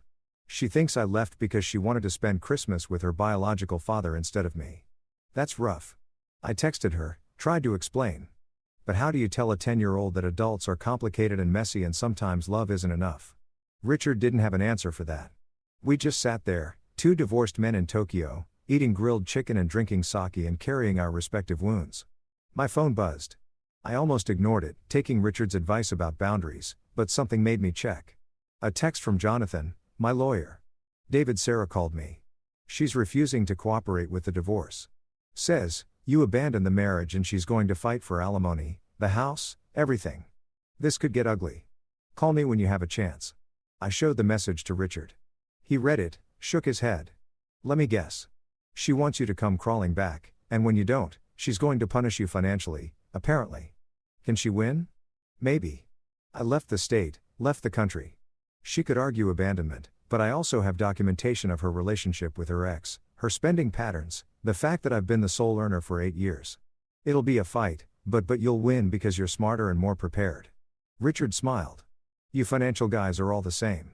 Always 3 steps ahead. Is that a bad thing in divorce? No. In life, sometimes. He gestured for the check. My advice, let your lawyer handle it. Don't engage with her directly. Don't let her bait you into angry texts or phone calls. Just let it play out. That feels wrong. Cowardly. That's your guilt talking. You didn't abandon your marriage, David. You left a situation that was already over. There's a difference. We paid and walked back toward the station. Tokyo at night was alive in ways New York never quite managed, neon and crowds and energy, but somehow more controlled, more civilized. Want to know the best thing about Tokyo? Richard asked as we waited for the train. Nobody knows your story here. You can be anyone you want. Fresh slate. Is that what you did? Eventually. Took me a while. But yeah, I'm not the guy whose wife left him anymore. I'm just Richard, the American who does pottery and speaks terrible Japanese and loves this weird, wonderful city. The train arrived. We got on, grabbed hanging straps as the car filled with commuters. What about you? Richard asked. Who do you want to be? I thought about it. Really thought about it. Who was David Chen when he wasn't someone's husband or father or employee? When he wasn't defined by relationships and obligations and the expectations of others? I have no idea. I admit it. Then you get to figure it out. That's the adventure. We parted ways at Shibuya station. Richard heading to his apartment in Daikanyama. Me heading to mine in the high-rise with the view I'd barely enjoyed. But instead of going straight home, I did something different. I wandered. If you've ever walked through a foreign city alone at night, you know that feeling, that mix of loneliness and freedom, that sense of being untethered from everything familiar. I walked through Shibuya's side streets, past tiny bars and ramen shops and convenience stores, watched people living their lives, couples on dates, friends laughing over drinks, solo diners reading at counter seats.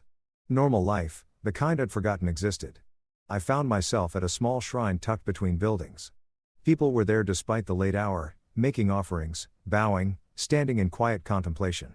I watched them, envying their certainty, their rituals, their connection to something larger than themselves. A woman about my age smiled at me as she passed. First time? She asked in English. That obvious?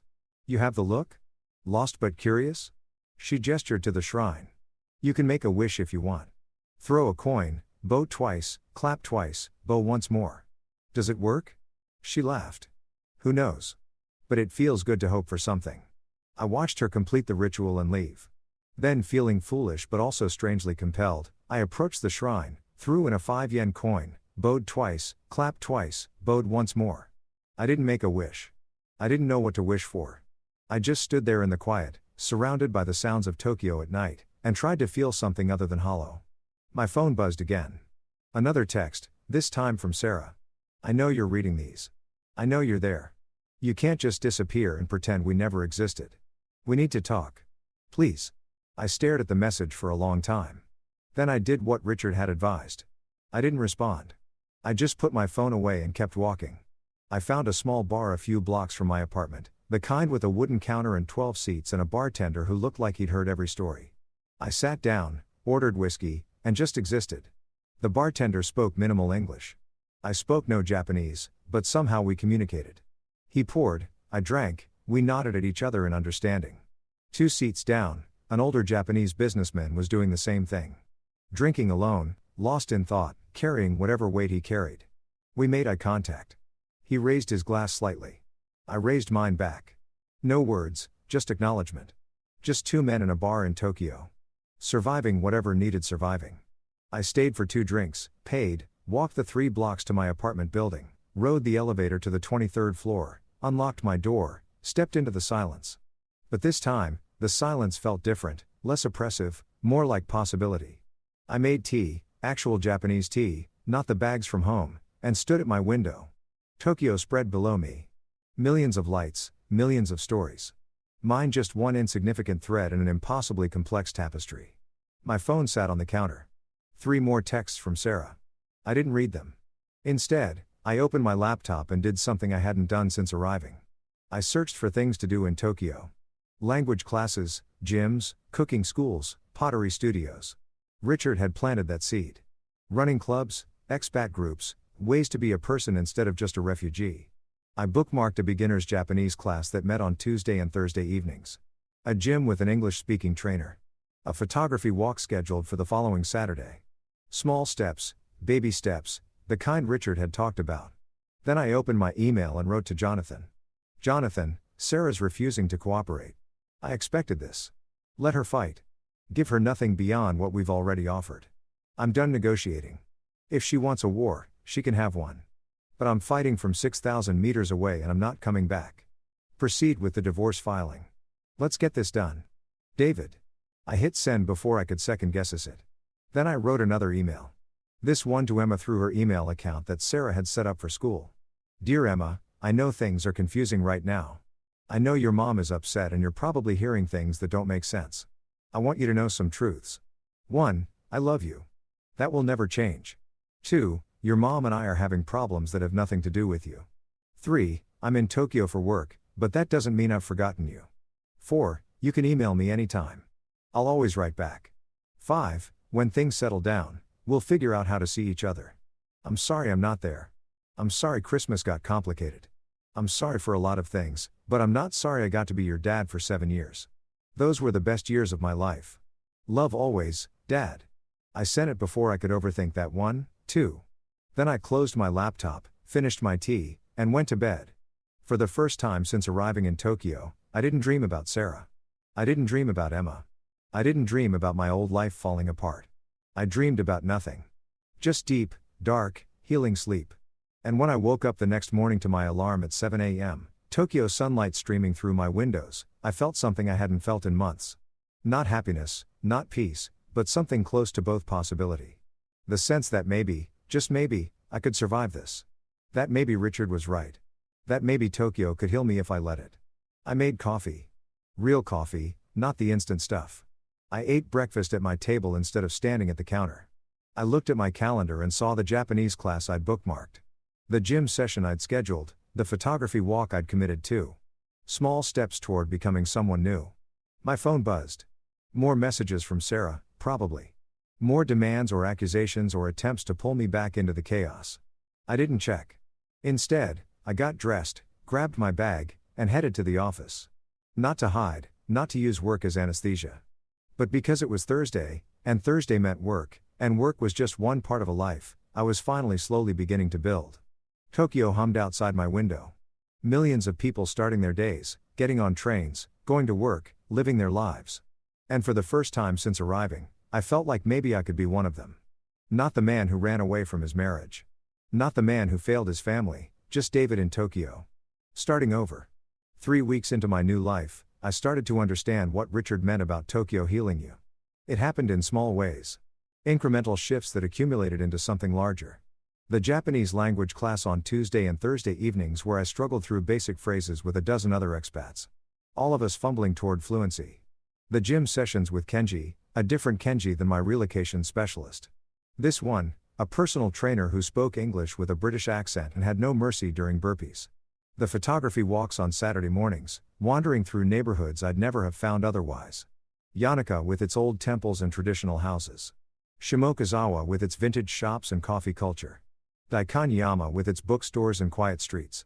I bought a camera, a nice one. Not because I needed it, but because I wanted it. Because taking photos of Tokyo's street corners and alleyways and moments of unexpected beauty gave me something to focus on besides the wreckage I'd left behind. If you've ever rebuilt yourself piece by piece, you know how strange it feels. How you catch yourself laughing at something and think, I'm allowed to laugh. How you make plans for the weekend and realize, I want to do this. Not should, want. Sarah texted constantly for the first 2 weeks. Anger, then bargaining, then more anger.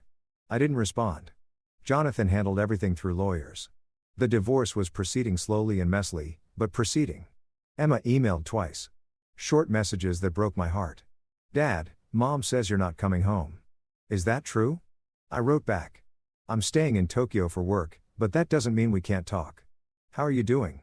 Her response came 3 days later. Okay, I guess. Mom is sad a lot. Mark tries to cheer her up, but it doesn't really work. I miss you. I miss you, too, sweetheart. No more exchanges after that. I didn't know if Sarah had restricted her email access or if Emma had just run out of things to say to an absent father. Both possibilities hurt equally, but life continued because that's what life does. January turned into February. The Tokyo winter was cold but not brutal. I learned to navigate the train system without checking maps. I found a regular ramen shop where the owner recognized me and started preparing my order when I walked in. I made a friend Marcus, a British guy from the photography walks who worked in tech and had been in Tokyo for 5 years. The secret, Marcus said one Saturday over coffee in Nakamiguro, is to stop thinking of Tokyo as temporary. Stop thinking of yourself as passing through. You're not visiting. You're living here. Big difference. We were watching the Meguro River, which would be lined with cherry blossoms in a few weeks. I'd been looking forward to that to Hanami season. To something beautiful that didn't remind me of home. When did you make that shift? I asked. About a year in. When I stopped converting every price to pounds. When I started thinking in Japanese time zones instead of comparing everything to London. When I woke up one day and realized I wasn't homesick anymore. I'm not homesick, I said. I don't miss New York at all. Not the place, the people. Marcus studied me over his coffee. You haven't told me much about why you're here, just that it was a sudden relocation, work opportunity. I've been vague about my personal life. It felt easier that way. But something about the quiet morning, the river flowing past, the distance from everything made me tell him. Not all of it. The edited version. Wife reconnected with her ex. Marriage fell apart. Decided to start over in Tokyo. Left right before Christmas. Marcus listened without interrupting. When I finished, he just nodded. Brutal timing. Christmas. It was the only timing. They were going to Aspen with him. I was going to be alone anyway. Still, that's a hell of a way to end a marriage. He paused. You doing okay? Was I? I thought about it. Really thought about it. Yeah, I said, surprised to find I meant it. I actually am. Some days are harder than others, but overall, I'm okay. Good. That's good. Marcus finished his coffee. Want to know what helped me when my engagement fell apart? And I know this sounds cheesy as hell, but actually engaging with Tokyo. Not just living here, but really being here, learning the culture, making Japanese friends, doing things that force you out of the expat bubble. Like what? Like the pottery class Richard mentioned to you. I stared at him. How do you? Richard's in my pottery class. He talks about you. Says you're doing better, but still keeping everyone at arm's length. Marcus grinned. Tokyo's small when you're in the expat community. Everyone knows everyone eventually. The idea of Richard discussing me in pottery class was both mortifying and oddly touching. He's worried about you, Marcus continued. Thinks you need more than just work and weekend photography walks. I have the gym and Japanese class, which are both productive and healthy, but they're also solitary. Even the photography walks, you show up. You're friendly, but you never join us for drinks after. You never suggest meeting up outside of scheduled events. He was right. I'd been building a life, but it was still a careful life, a controlled life, one where I could retreat to my apartment in my silence and my solitude whenever things got too real. Come to pottery, Marcus said. Tomorrow, Sunday afternoon. Richard will be insufferable if I bring you, but it'll be good for you. I don't know anything about pottery. None of us did. That's the point. It's humbling. You sit at a wheel and try to make a bowl and it collapses and you try again. Very zen, very therapeutic. I almost said no. Almost gave some excuse about needing to catch up on work or do errands or any of the 100 ways I'd learned to politely decline human connection. But something stopped me. Maybe it was the morning light on the river. Maybe it was Marcus' directness. Maybe it was the realization that I'd been in Tokyo for 5 weeks and could count my actual friends on one hand. Okay, I said. I'll come to pottery. Marcus's grin widened. Excellent. Fair warning, you'll be terrible at it. Everyone is at first, but that's part of the charm. The next day, I found myself in a small studio in Shibuya, surrounded by wheels and clay and a dozen people who ranged from absolute beginners to moderately competent. Richard was there as promised, looking absurdly pleased with himself. You came, he said, like I'd accomplished something remarkable. Marcus is very persuasive. Marcus is a menace. But he's right. This is good for you. The instructor was a tiny Japanese woman named Yuki who spoke perfect English and had the patience of a saint. She demonstrated the basics, centering the clay, pulling up the walls, shaping the form, making it look effortless. Then we tried. If you've ever done pottery, you know how immediately humbling it is. The clay wobbles. Your hands shake. Everything you make looks vaguely obscene or completely lopsided. I made something that might have been a bowl if you squinted and had low standards. Beautiful, Yuki said, lying kindly. Richard at the wheel next to me was making something equally terrible. See, this is what I mean. Can't be a perfectionist here. Can't control it too much. You have to just let the clay do what it wants. That's terrible advice for pottery, but great advice for life. He grinned, his hands covered in clay slip. How's the divorce going? Ugly. Sarah's fighting everything. Claims I abandoned her once. Alimony, wants to keep the house, wants me to pay for Emma's private school, and your lawyer says that she's posturing, that she'll settle eventually, but it's going to take months. Months you'll spend here building this, he gestured around the studio. Could be worse. He was right. It could be worse. I could be in New York fighting this battle face to face, drowning in the daily reminders of what I'd lost. Instead, I was in Tokyo making ugly pottery with strangers who were becoming friends. The class lasted 2 hours. By the end, I'd made 3 bowls of varying terribleness and had clay in places clay should never be. Yuki wrapped my pieces carefully. They'll be fired and ready next week, she said. You come back? Yeah, I said, surprising myself. I'll come back. After class, the group went to a nearby izakaya. I almost begged off my default move, but Richard and Marcus basically frog marched me there. No escaping, Marcus said. This is the best part. Food and drinks and gossip. The izakaya was warm and loud and full of Sunday afternoon energy. Our group took over a long table. I found myself between Richard and a woman named Hana, Japanese-American, who worked in marketing and had lived in Tokyo for 8 years. First time at pottery? She asked. Is it that obvious? You have the look. Confused but determined. She smiled. Don't worry, it gets easier or you get more accepting of failure. Same difference. We ordered food family-style yakitori karaage edamame. Things I was learning to navigate and love. The conversation flowed around me. People talking over each other, sharing stories, laughing at inside jokes I didn't get yet but might eventually. Hana asked what brought me to Tokyo. I gave her the short version. Ah, she said knowingly. The escape relocation. I did the same thing. Bad breakup in San Francisco. Took a job transfer. Been here ever since. Any regrets about leaving? No. About how I left. Sometimes I burned some bridges I wish I'd preserved. But you can't go back. You know, only forward. That's what I keep telling myself. Does it help? Some days more than others. She nodded. That's honest. I appreciate honest. She refilled my beer from the pitcher. You should come to trivia. We do it every other Wednesday at a bar in Roppongi. It's mostly expats. Very casual, very fun. I'm terrible at trivia. Everyone says that. Come anyway. I found myself agreeing. Found myself actually looking forward to it. The afternoon stretched into evening. People came and went. I stayed longer than I'd planned. Talking to Hana about Tokyo neighborhoods, arguing with Marcus about the best ramen shops, listening to Richard tell stories about his early days in Japan when his Japanese was worse and his cultural understanding non-existent. Around 7, my phone buzzed. A text from Emma. Dad, I know you're busy with work, but can we video chat sometime? I want to see where you live. My heart clenched. I excused myself from the table, stepped outside into the cold February night. I called her. Not video chat. I wasn't ready for that.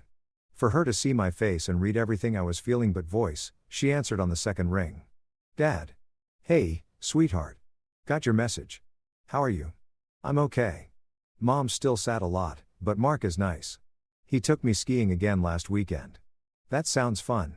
It was. But I miss you. Her voice got small. When are you coming home? The question I'd been dreading. The one I didn't have a good answer for. Emma, I don't think I'm coming back to New York. Tokyo is. This is where I am now. Silence. Then forever. I don't know about forever, but for a while, a long while. Because of Mom. She wasn't asking. She was stating fact. 10 years old and seeing through all the adult pretense.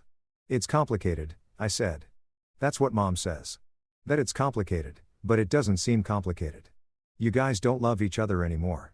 So, you got divorced, right? Out of the mouths of babes. Something like that, I said quietly.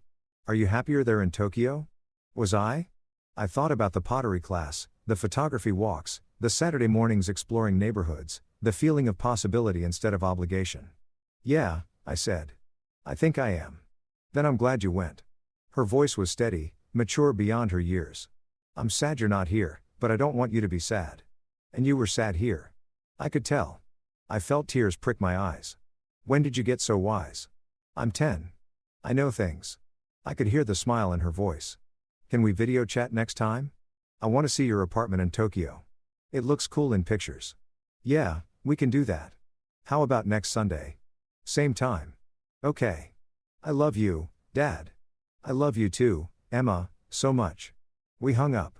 I stood outside the izakaya for a moment, breathing in the cold air, letting the emotion wash through me without drowning in it. When I went back inside, Hana looked at me with understanding. You okay? Yeah, just my daughter. She's 10 and somehow more emotionally intelligent than I am. Kids usually are. She slid the beer pitcher toward me. Drink. It helps. We stayed until almost 9. By the time we said our goodbyes, I had 3 new contacts in my phone and plans for trivia on Wednesday and a promise to join Marcus for a hike outside Tokyo the following weekend. Walking home through Shibuya, I felt different. Lighter maybe, or just less alone. My phone buzzed again. This time, Jonathan, Sarah's lawyer, is ready to negotiate. She's dropped the alimony demand. Still wants the house which you already gave her and wants you to contribute to Emma's education. That part's non-negotiable for her. I stopped walking, stood on a street corner in Shibuya, while thousands of people flowed around me. Emma's education, the one thing I'd always wanted to provide for her, the one thing that had nothing to do with the divorce and everything to do with being her father. Legal or not. I texted back, agree to education costs. Whatever she needs, whatever school she goes to, set up a fund. Make it ironclad that the money goes directly to Emma's education, not through Sarah. Done. This should wrap things up. We could be finalized by April. April. 3 months away. The end of my marriage. Official and legal and final. I should have felt sad. Should have felt the weight of it.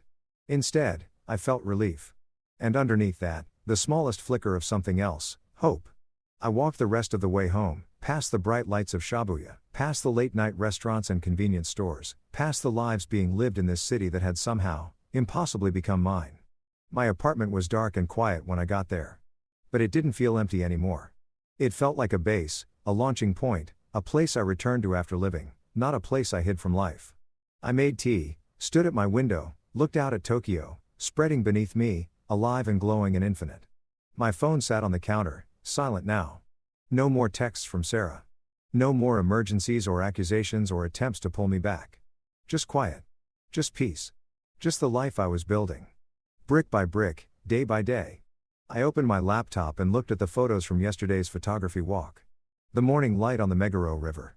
The narrow streets of Nakamero. The moments of beauty I'd captured because I'd been there. Present, engaged, really present. For the first time in years, I uploaded the best ones to a folder I'd titled Tokyo Year 1. Because that's what this was. Not an escape, not a running away, a beginning. And tomorrow I'd wake up and go to work and take my Japanese class and maybe text Hana about trivia and definitely video chat with Emma and continue building this life that was becoming impossibly mine. The divorce would finalize. The wounds would heal.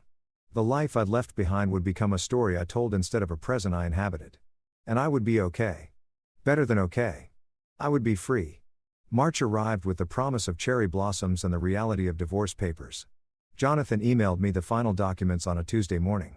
I was in the office reviewing quarterly reports for the Asian markets when the notification popped up. Subject line: Final divorce decree. Signature required. I stared at it for a long moment before opening it. 23 pages. Legal language reducing 8 years of marriage to clauses and stipulations. Sarah gets the house. I get my separate assets. Emma's education fund is established, protected, guaranteed. No alimony, clean split, done. All I had to do was sign. My hand hovered over the mouse. This was it. The official end. The moment that would transform separated into divorced wife into ex-wife, married into single. I signed electronic signature. Witnessed and notarized remotely. Modern divorce for a modern failure. Then I closed the email and went back to work because what else was there to do? The markets didn't care about my personal life. The yen-dollar exchange rate remained indifferent to my emotional state. Richard found me at lunch sitting in the break room with a convenience store bento. I wasn't really eating. You have that look, he said, sitting down across from me. What look? The look of someone who just did something significant and is trying to pretend it doesn't matter. If you've ever tried to hide emotional devastation behind professional composure, you know how transparently it fails. I set down my chopsticks. Signed the divorce papers this morning. Richard nodded slowly. How do you feel? I don't know. Empty. Relieved.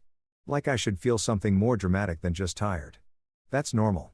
The big moments are never as big as we expect them to be. It's the small ones that destroy us. He opened his own lunch. You should take the afternoon off. Go do something that's not work. I'm fine, David. Really? Take the afternoon off. That's not a suggestion from a friend.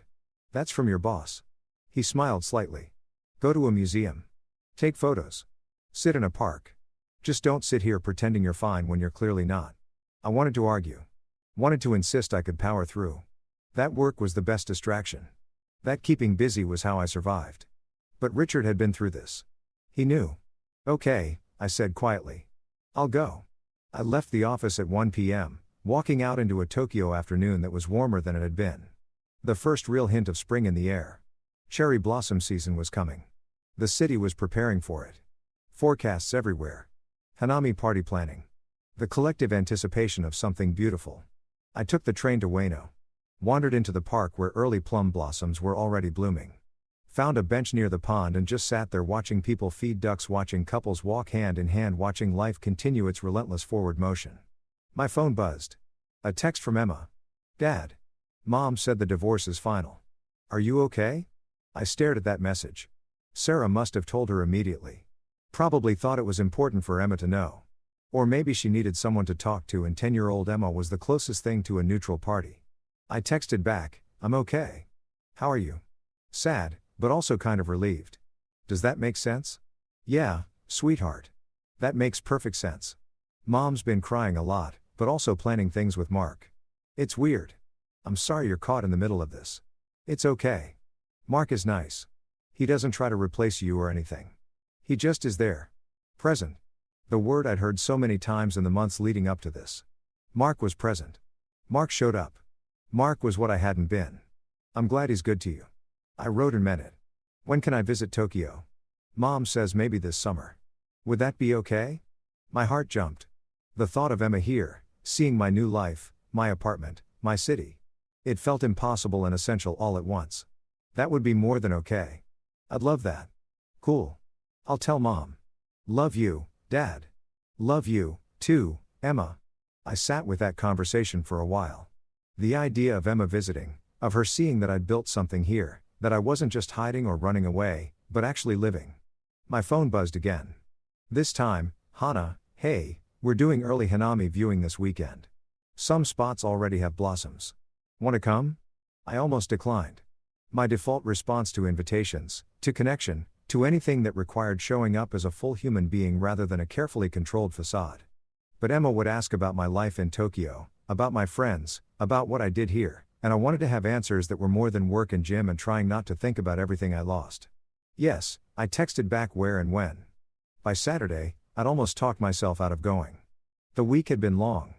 Work had been intense, and the weight of the divorce, even though I'd told myself I was fine, sat heavy in my chest. But I went anyway. Met Hana and Marcus and 6 other people from various overlapping friend groups at Meguro River at 9 a.m. The cherry trees were just beginning to bloom. Not the full explosion of pink that would come in 2 weeks, but enough to be beautiful. Enough to remind you that winter doesn't last forever. You made it, Hana said, smiling. She handed me a coffee from the convenience store. How was your week? Divorce finalized on Tuesday. Her smile faded. I'm sorry. Are you okay? Everyone keeps asking me that. I don't know anymore. I feel like I should have a better answer. The answer is you're here. You showed up. That's enough.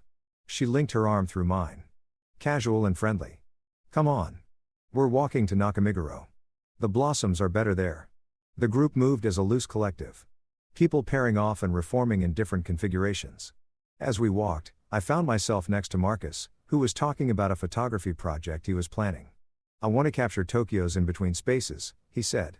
Not the famous spots, the alleys and side streets and places tourists never see. The real city? That sounds incredible. Want to join me? Could be a collaboration. Your eye for composition. My obsession with obscure locations. I'm not that good. Stop. You're good enough and it'll be fun. Plus, it gets you out of that apartment more. I'm out plenty. Work doesn't count. Scheduled social events don't count. I'm talking about random exploration. Getting lost on purpose. That kind of out. I considered it.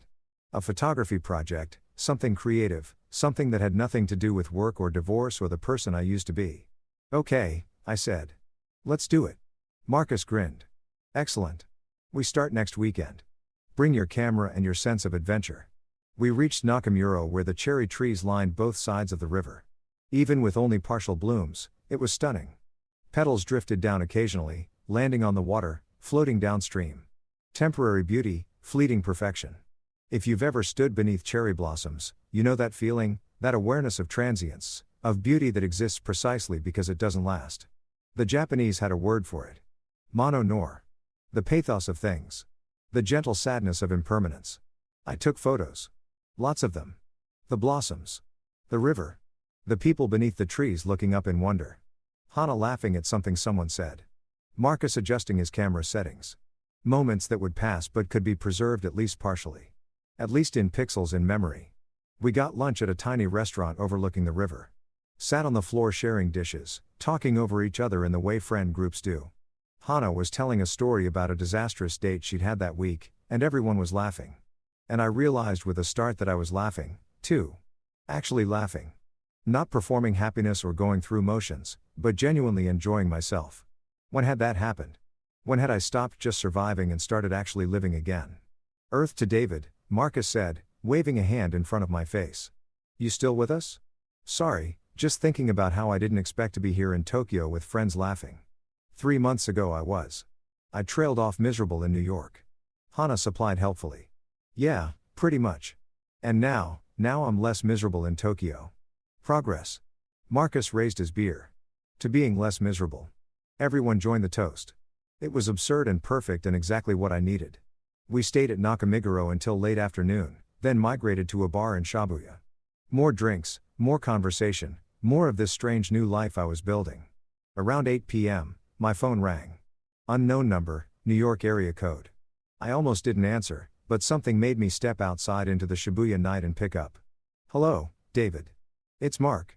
I froze. Mark, Sarah's ex-husband, Emma's biological father, the man who'd been the catalyst for everything. Mark, I said carefully.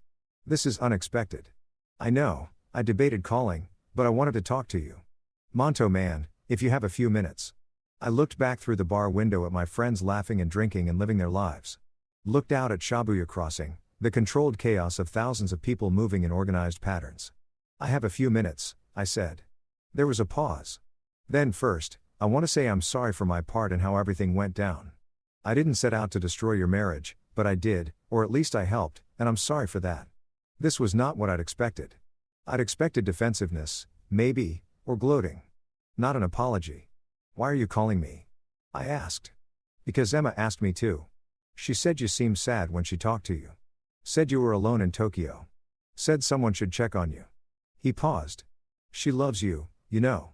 She doesn't understand why you had to leave. But she loves you. The words hit harder than they should have. Coming from Mark of all people. I love her too.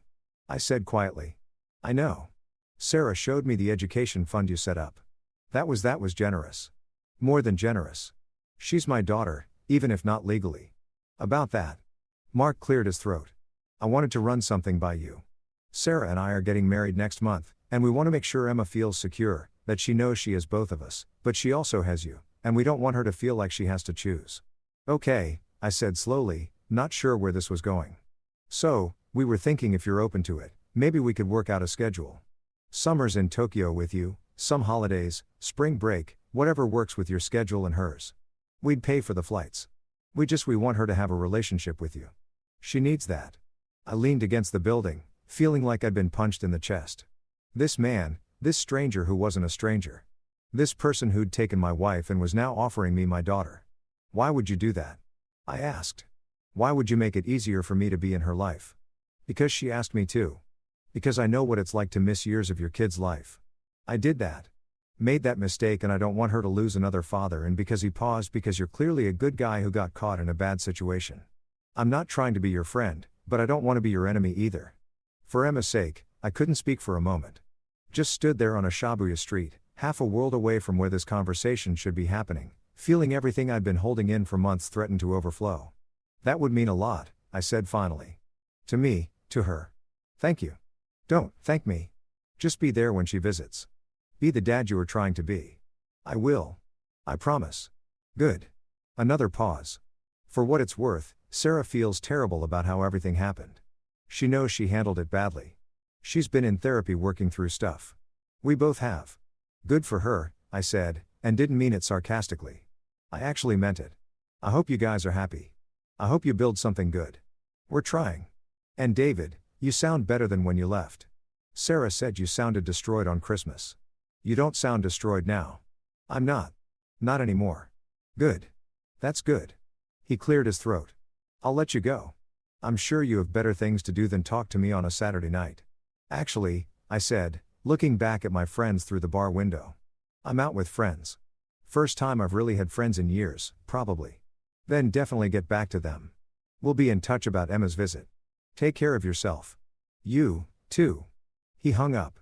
I stood there for a moment, processing. Mark had called me. Mark had apologized. Mark had offered me a relationship with Emma. Structured and real and ongoing. The man who'd taken my wife had just given me back my daughter. I walked back into the bar, slid into my seat next to Hannah. You okay? She asked. You look like you've seen a ghost. That was Mark, my ex-wife's soon-to-be new husband. Everyone at the table went quiet. And Marcus prompted, and he apologized and said, Emma can visit me in Tokyo. Summers, holidays, whenever we want. That's surprisingly decent of him, Hannah said. Yeah, I picked up my beer, took a long drink. I think I'm going to be okay. Actually okay. Not just surviving, but actually building something here. Took you long enough to figure that out. Richard said from the other end of the table. I hadn't even seen him arrive. We've been telling you that for months. I'm a slow learner. Clearly, he raised his glass. But you're learning. That's what matters. The conversation moved on, flowing around me like water around a stone. But I sat there feeling something shift inside me, something fundamental. For 3 months, I'd been thinking of Tokyo as exile, as escape, as the place I'd run to when everything fell apart. But it wasn't that anymore. It was home. Not because I'd forgotten New York or stopped missing Emma or magically healed from the divorce, but because I'd built something here. Friendships, routines, pottery on Sundays and trivia on Wednesdays and photography walks on Saturdays. A life that wasn't defined by what I'd lost, but by what I was creating. I pulled out my phone and texted Emma. Hey, sweetheart. Just talked to Mark. I can't wait for you to visit this summer. I'm going to show you all my favorite places. Get ready for the best ramen of your life. Her response came immediately. Yes. I'm so excited. Can we go to that robot restaurant and the cat cafes and see Mount Fuji? All of it. Whatever you want. Love you. Love you too, Dad. I'm glad you're happy there. I looked at that last message for a long time. I'm glad you're happy there. Was I happy? I looked around the table at Richard arguing with Marcus about the best hiking trails outside Tokyo. At Hana showing someone photos on her phone. At the easy camaraderie of people who'd chosen each other, who showed up, who made the effort. Yeah, I was happy. Not perfectly happy, not uncomplicated happy, but genuinely, surprisingly happy. The divorce was final. The marriage was over. That chapter of my life had closed. But this chapter, this Tokyo chapter was just beginning. And for the first time since leaving New York, I wasn't afraid of what came next. I was ready for it. April brought cherry blossoms in full force and a phone call I should have expected, but didn't.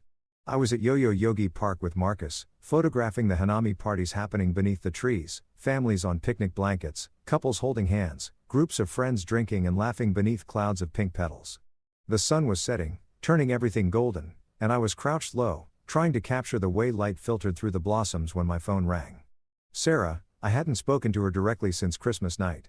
Everything had gone through lawyers. The divorce was final. The arrangements for Emma's summer visit were being coordinated through Mark. There was no reason for her to call me, which meant something was wrong.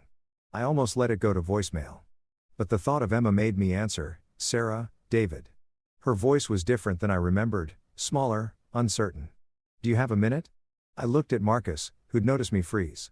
He gestured that he'd keep shooting, giving me space. I walked away from the crowds toward a quieter section of the park. What's wrong? Is Emma okay? Emma's fine. She's at soccer practice. A pause. I'm calling because I owe you an apology. A real one, not through lawyers or brief emails. An actual conversation. If you've ever had someone pull the rug out from under you twice. First by destroying your marriage, then by acknowledging they destroyed it, you know how disorienting it is. Okay, I said carefully. I've been in therapy since January, processing everything that happened. And my therapist asked me a question last week that I haven't been able to stop thinking about. She took a shaky breath. She asked if I'd ever actually told you the truth about why I pushed you away. You were in love with Mark. That seems pretty straightforward. That's part of it. But not all of it. Another pause, longer this time. David, do you remember when we first got together? When Emma was 2 and I was drowning as a single mom and you swept in like this knight in shining armor. I remember. You were so put together, so successful. You had your life figured out and I was this mess, divorced, broke, struggling to raise a kid I had no idea how to raise. You made me feel safe. You made me feel like maybe I could build something stable. And then I worked too much and stopped being present. I know this story, Sarah won. No, you don't. Because I never told you the other part. Her voice cracked. I never told you that somewhere along the way I started resenting you for being so capable. For having all the answers, for making me feel like I couldn't make a decision without running it past you first. I stopped walking. What? You were so good at everything, David. So successful at work. So good with money. So logical and rational and calm. And I felt like this accessory to your perfect life, like I was supposed to be grateful you'd chosen me, grateful you'd taken on someone else's kid, grateful for the house and the lifestyle and everything you provided. Sarah, I know you never meant it that way, but that's how it felt. Like I was less than, like I'd brought nothing to the table except baggage and bills. The words hit like stones. I'd spent months thinking I knew why my marriage had failed. I'd worked too much. I'd been absent. I'd prioritized wrong. Simple causation. Clear fault. But this was different. This was about things I hadn't even known were happening. When Mark came back around, she continued, he made me feel different. He didn't have his life together. He was still figuring things out. He asked for my opinion on things. He made mistakes and admitted them. He was. She searched for the word human, flawed, equal, and I wasn't. You were perfect. That was the problem. I laughed short and bitter. I wasn't perfect, Sarah. I was drowning. I was working 80-hour weeks trying to provide the life I thought you wanted, trying to be good enough for you. I never asked for that. You didn't have to ask. You married up your words, not mine. You said that at our rehearsal dinner, that you were marrying up, that you couldn't believe someone like me chose someone like you. Silence on the other end. Heavy silence. I said that, she whispered. You did, and I internalized it. I thought providing was how I proved I was worth choosing. That if I could just work hard enough, earn enough, give you the perfect life, then I'd be enough. Oh, God, David, I didn't realize. How could you? I never told you. I just kept working harder, kept trying to be perfect, kept failing at the one thing that actually mattered, being present. We both sat with that for a moment. 8 years of miscommunication distilled into a phone call across 13 time zones. I'm sorry, Sarah said finally. For all of it. For making you feel like you had to be perfect. For not telling you I felt suffocated by that perfection. For running back to Mark instead of talking to you about what was wrong. For the Christmas ultimatum. For everything. I'm sorry, too. For not seeing what was happening. For hiding in work instead of fighting for us. For leaving the way I did. Were we ever going to make it? She asked quietly. If we'd done everything differently, if we'd communicated better, if I'd been honest and you'd been present, would it have worked? I thought about it.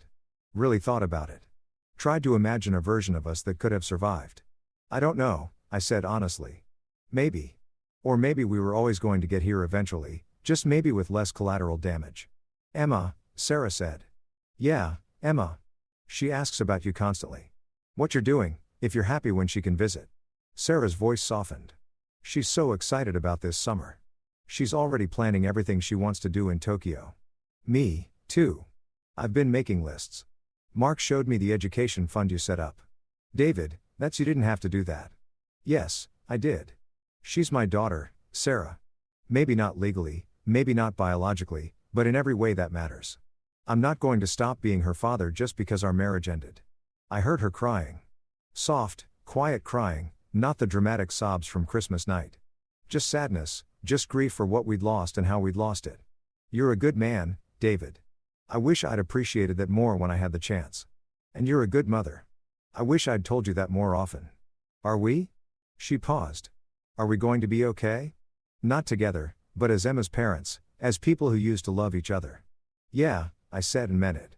I think we are eventually. It'll take time, but we'll get there. Good. That's good. She took a shaky breath. Mark and I are getting married next month. Small ceremony, just family. Emma wanted me to ask if you'd be okay with that. Of course, I'm okay with that. He makes you happy. He's good to Emma.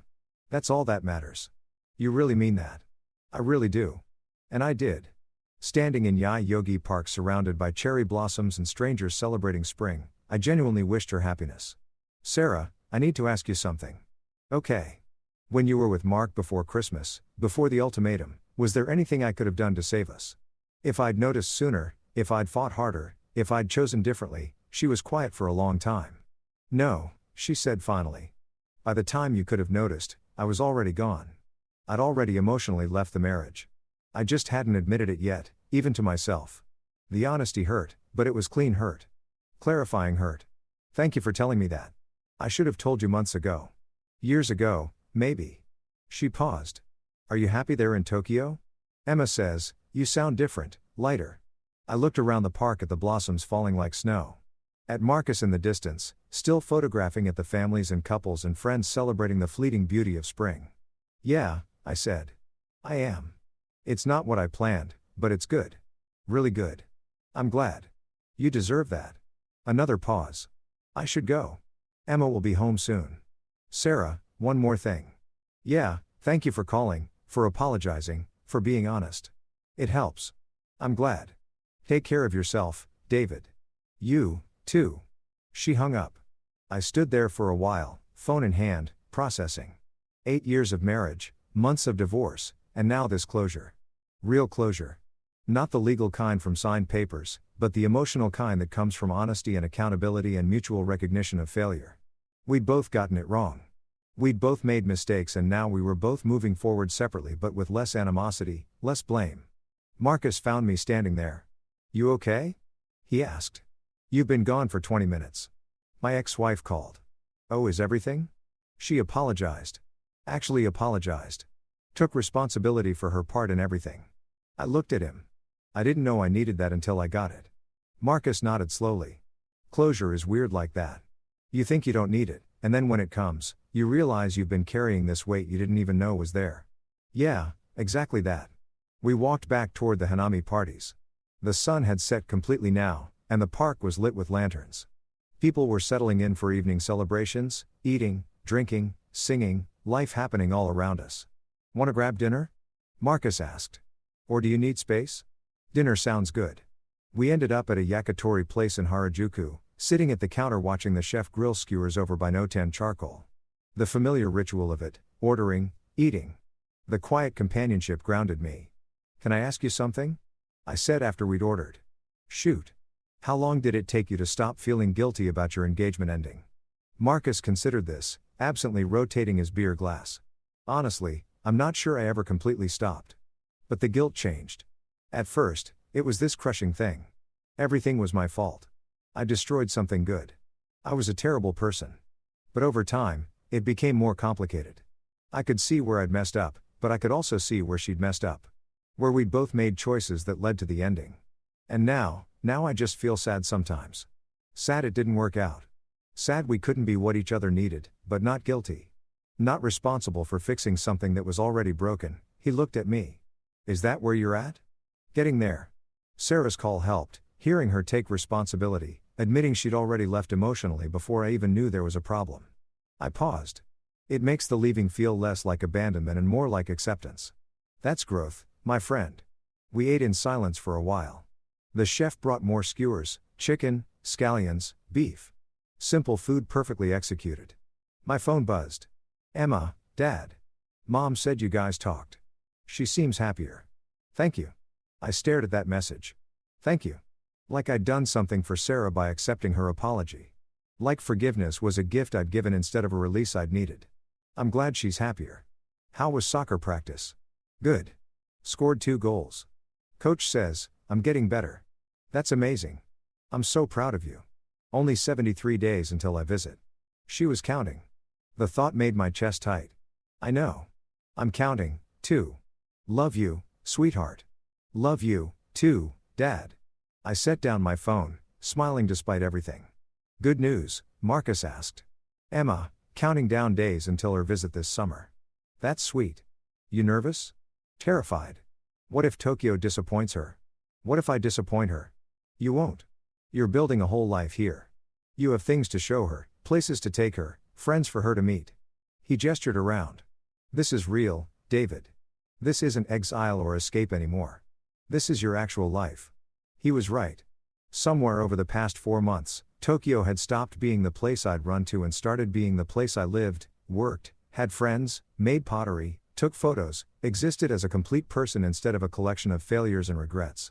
When did that happen? I wondered aloud. For much, when I tear gradually. Same way healing always happens. You just wake up one day and realize you're not bleeding anymore. We finished dinner, walked back through Harajuku toward the station. The streets were alive with weekend energy teenagers in elaborate fashion. Tourists taking photos, couples walking hand in hand. At the station, Marcus turned to me. Photography project tomorrow. I found some great spots in Yanison we should shoot. Yeah, text me the time. Will do. And David, I'm glad your ex called. I'm glad you got that closure. You seem lighter. I feel lighter. We parted ways. Marcus heading to Nakamuro. Me back to Shibuya. The train was crowded but not uncomfortably so. I found a spot near the door and watched Tokyo slide past the windows. My phone buzzed one more time. Richard, heard from Marcus, you had a big call today. Pottery tomorrow. Nothing like throwing clay to process emotions. I smiled.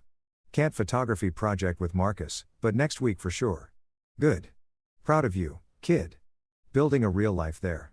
I put my phone away and just rode the train, feeling the rhythm of it, the sway and click of rails, the collective journey of strangers going their separate ways. When I got back to my apartment, instead of immediately turning on my laptop or diving into work emails, I did something different. I made tea, put on music jazz, something Miles Davis that felt right for the mood. Stood at my window looking out at Tokyo's nighttime sprawl. Sarah's call had given me something I didn't know I'd been waiting for. Permission, maybe to stop carrying the full weight of our failure. To acknowledge that relationships end for complicated reasons, not simple ones. That 2 people can both try and still fail. That love isn't always enough. But also, and this felt important, that failure in one thing doesn't mean failure in everything. My marriage had ended, but I wasn't ending. I was here in Tokyo building something new, making friends, finding joy in pottery and photography and ramen shops where the owner knew my order, creating a life that felt authentic instead of performative. Emma would visit in 73 days. We'd eat ramen and visit temples and take 1,000 photos. I'd show her my favorite spots, the quiet shrine in Harajuku, the bookstore in Daikanyama, the river in Nakamura where cherry blossoms fell like snow. I'd introduce her to my friends, show her the pottery I'd made, ugly but improving. Prove to her that I hadn't just run away, I'd run towards something better. And maybe in showing her that, I'd finally believe it myself. I opened my laptop and started a new document, not work, something else. Things I've learned in Tokyo. 1. Failure isn't permanent unless you let it be. 2. Starting over is terrifying, but possible. 3. Community matters more than I thought. 4. Presence is a practice, not a destination. 5. Sometimes the bravest thing you can do is leave. 6. Sometimes the bravest thing you can do is stay gone. 7. Healing happens gradually, then suddenly. 8. Cherry blossoms are beautiful because they don't last. 9. Neither does pain. I saved the document. Maybe I'd add to it. Maybe I wouldn't. But seeing those thoughts organized, acknowledged, felt like something. Outside, Tokyo glittered. Inside, I felt something close to peace. The divorce was final. Sarah had apologized. Emma was coming to visit. And I was okay. More than okay. I was healing. Summer arrived in Tokyo with humidity that made the air feel solid. And a text message that changed everything. Dad, I land in 6 hours. I'm on the plane. I can't wait to see you. I read Emma's message for the 10th time. Standing in my apartment at 5 a.m. too nervous to sleep. 73 days of planning, of making lists, of preparing for this moment, and now it was here. My apartment was spotless. I'd cleaned obsessively for 3 days. Stocked the fridge with snacks I thought a 10-year-old might like. Set up the guest room with fresh linens and a small vase of flowers. Made a binder, an actual binder of activities and restaurants and places we could visit. Richard had laughed when I showed it to him at work. You made a binder for a 10-year-old's visit. That's very you. I want it to be perfect. It will be because you'll be there. That's all she wants, David. Just you present and engaged. Present, that word again, the one that had destroyed my marriage and was now guiding my attempt at redemption. I took the train to Narita Airport at 6 a.m., arriving 3 hours early because anxiety doesn't respect reasonable timelines. Found a coffee shop with a view of the arrivals board and watched Emma's flight status update from en route to landed to at gate. My hands were shaking. If you've ever waited for someone who matters really matters, you know how time warps. How minutes become hours. How you check your phone compulsively even though nothing's changed. And then suddenly there she was. Emma burst through the arrivals gate, pulling a purple suitcase covered in stickers, her hair longer than I remembered, her face older, more mature. She scanned the crowd frantically, and when her eyes found mine, her whole face transformed. Dad, she ran. I caught her. She crashed into me with the full force of an almost 11-year-old who hadn't seen her father in 6 months. And I held her like she might disappear if I let go. I missed you, she said into my chest. I missed you so much. I missed you too, sweetheart. So much. We stood there in Narita Airport's arrivals hall, travelers flowing around us, both of us crying a little and not caring who saw. Finally, she pulled back, grinning through tears. Your hair's different. I'd gotten a haircut yesterday. Probably unnecessary. You think you look good? Happy? She studied my face. Seriously. Are you happy here? Yeah, I said, meaning it completely. I really am. Come on, let's get you home. Well, to my home. Your temporary home. For the next 2 weeks, the train ride back to Shibuya was a blur of Emma's excited chatter. Everything amazed her. The trains, the stations, the vending machines, the sheer density of Tokyo. It's so crowded, but everyone's so quiet and organized. Dad, they have seats that heat up. I watched her experience Tokyo through fresh eyes. Seeing the wonder I'd stopped noticing. The efficiency, the order, the small kindnesses, people giving up seats for the elderly, the automated announcements in multiple languages, the sheer impossibility of 13 million people functioning together at my apartment. Emma dropped her suitcase and immediately went to the window. Oh my God, she breathed. You can see everything, Dad. This is amazing. I stood beside her, looking at the view I'd stared at countless times. The Shibuya crossing, the buildings stacked like children's blocks, the organized chaos of Tokyo life. Pretty cool, right? So cool. She turned to me, serious suddenly. Thank you for letting me visit. I know things are complicated with you and Mom, but I'm really glad I get to be here, to see your life. I'm glad too, sweetheart. I pulled her into another hug. You hungry, jet-lagged, starving, and yes, but I want to stay awake. Mom said I should try to adjust to the time zone fast. Smart mom. Okay, lunch first. Then I want to show you some of my favorite places. We went to the ramen shop where the owner knew me. His eyes widened when he saw Emma. Musu, daughter. Hi. Yes, he beamed immediately, fussing over Emma, bringing her extra toppings, teaching her how to slurp properly. She giggled and tried, making a mess and not caring.